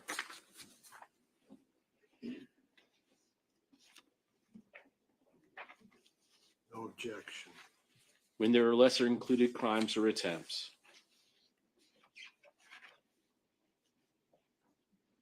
No objection. Second degree murder.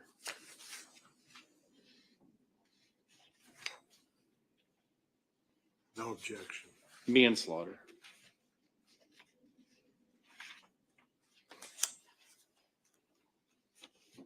No objection. Grand theft motor vehicle.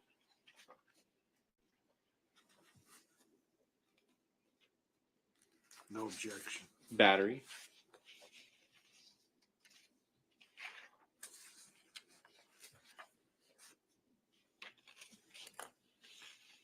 No objection. Introduction to homicide.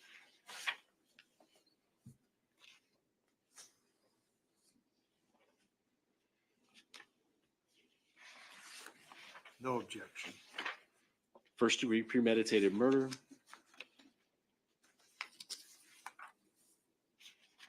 No objection. When there are lesser included crimes or attempts. No objection. Second degree murder.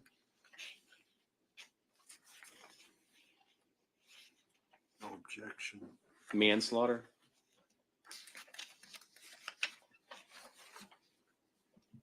No objection. Burglary.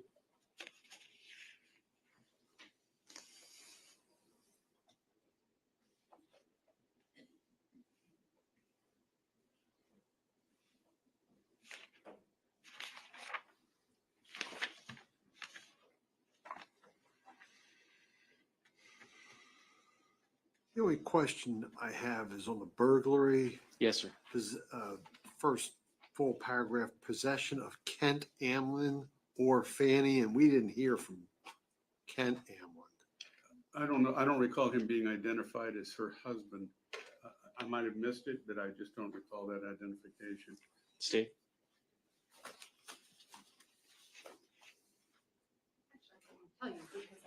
Okay.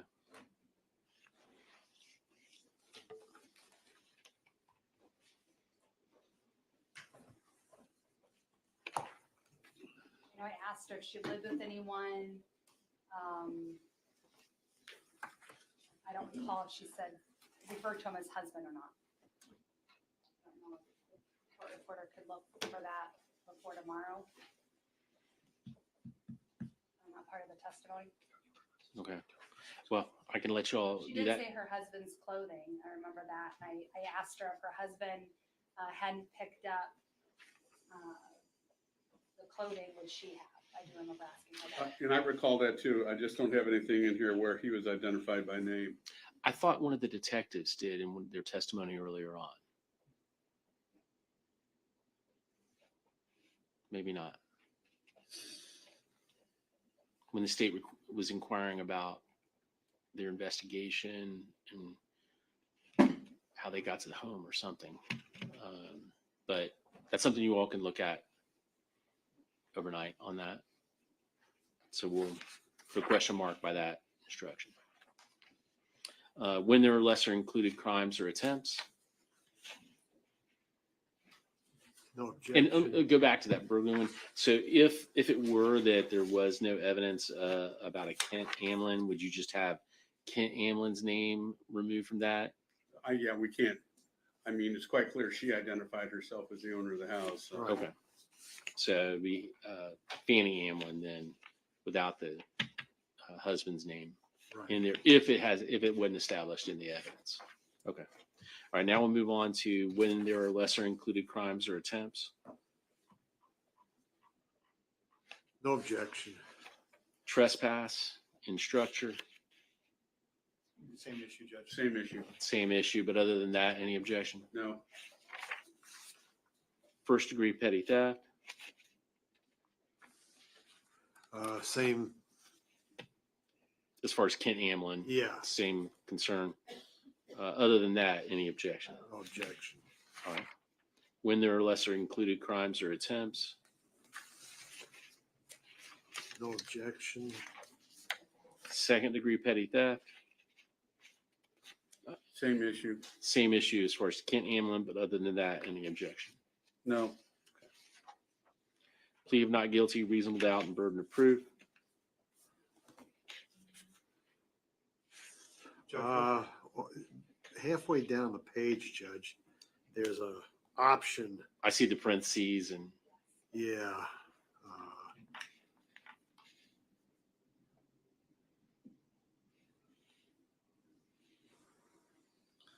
I think it should just end at prove anything, period.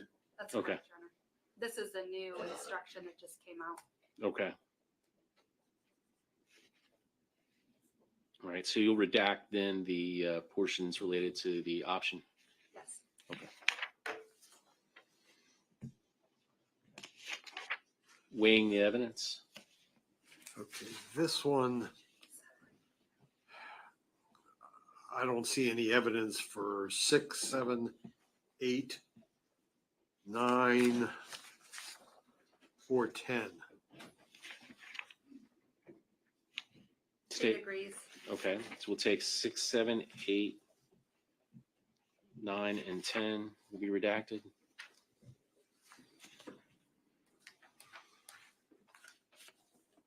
Gonna Otherwise, take no. out the part about the defendant in this case has become a witness.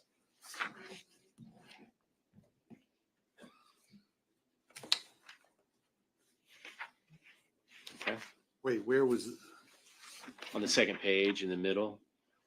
oh, Defendant not testifying. Any objection? no objection, both paragraphs, please. Okay. I'm sorry? Both paragraphs. Yes. That's, yeah. Defendant statements. Yeah, because of the last. Any objection? No objection. Okay. Rules for deliberation.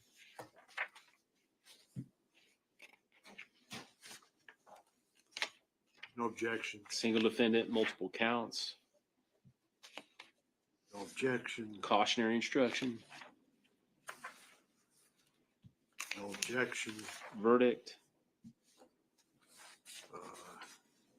No objection. Verdict form.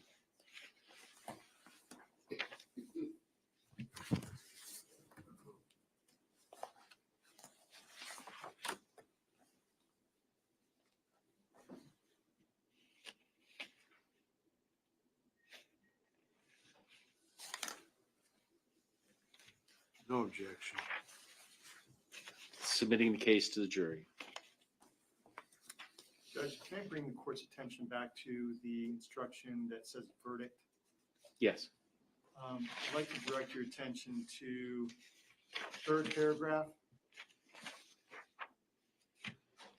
Which reads, if you return a verdict of guilty to the charge of first degree murder, it's not necessary that all of you agree that the state proved first degree premeditated murder, and it's not necessary that all of you agree that the state proved first degree felony murder. Instead, what is required is that you all agree the state proved either first degree premeditated or first degree felony murder. Just noting that the indictment reads, it was first degree premeditated murder that was charged. We did not. There was no charge felony murder. No. So I'm going to respectfully request that we delete that particular paragraph. Okay, so just Yeah, remove the none of it whole, would make sense. Yeah, you can't piecemeal that one. Right. so just remove that whole paragraph. Any objection from the defense? No objection. Okay. Submitting case to the jury. There's a second, again, this is a new instruction. So it says give A or B as appropriate. Say it again. There's a new instruction. So the second page, it says give A or B as appropriate. We just need to fix those. We're not on mine. Oh. Didn't see that on ours either. Yeah. Did you This pick is- A? this Did is you a- pick A or B? Well, this is the standard.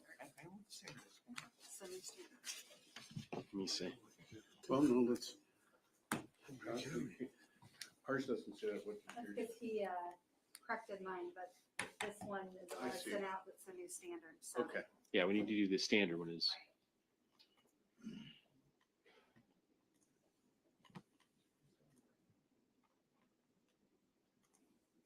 I presume all the other instructions were standard. yes, and Yes. this one is new, and the beyond reasonable doubt one are new. Okay. Is new also.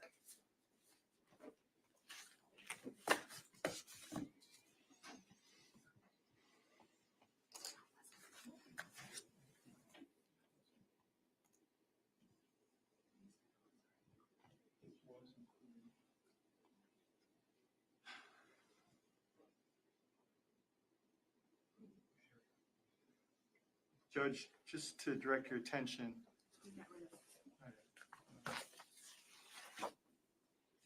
it's the second to last paragraph above. It reads, during the trial, items were received into evidence as exhibits. You may examine whatever exhibits you think will help you in your deliberations. These exhibits will be sent to you, will be sent into the jury room with you when you begin to deliberate. And then I indicate, or if you wish to see an exhibit not sent back to the jury room, please request that in writing. So what I had gone ahead and done is I've gone ahead and incorporated the options of give A or B as appropriate into the single sentence.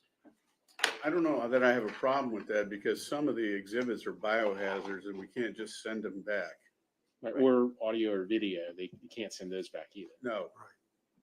So that makes sense. Right.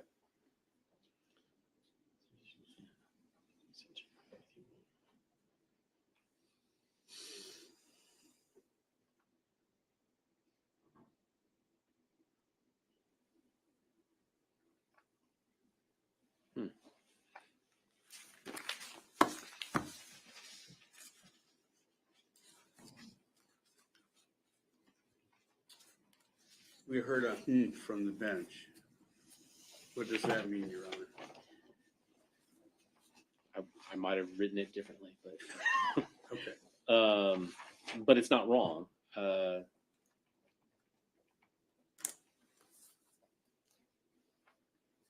I'm looking for some kind of qualification in the instruction that says some exhibits will be sent back with you. If there's any other exhibits you wish to see, you can request that in writing, just so it's not confusing. But I don't want to go straight from the standard.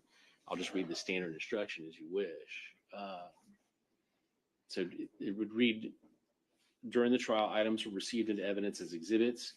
You may examine whatever exhibits you think will help you in your deliberations. These exhibits will be sent into the jury room with you when you begin to deliberate, or if you wish to see an exhibit not sent back into the jury room, please request that in writing. Actually, that is written, I think that clarifies that, and the way Mr. Gardner wrote it seems less confusing. Yes, Judge. Yes, I agree. Any objection to that then? No. Okay. I'm sorry. Then any objection to submitting case to the jury? No objection. All right, very well. All right, then, will you have the edits that you need to work on and research over the evening? And anything else that the court needs to address before we recess? Not on behalf of the defense, Your Honor. Anything from the state? There you are. All right, then. We will be in recess. We'll see you back here. Any reason to be here early for anything, or No, Your Honor. I'd come at 9 o'clock, then we'll start court at 9 9:02. o'clock. We'll start with closing arguments, and then I'll give the final instructions. All right? All right. Thank you.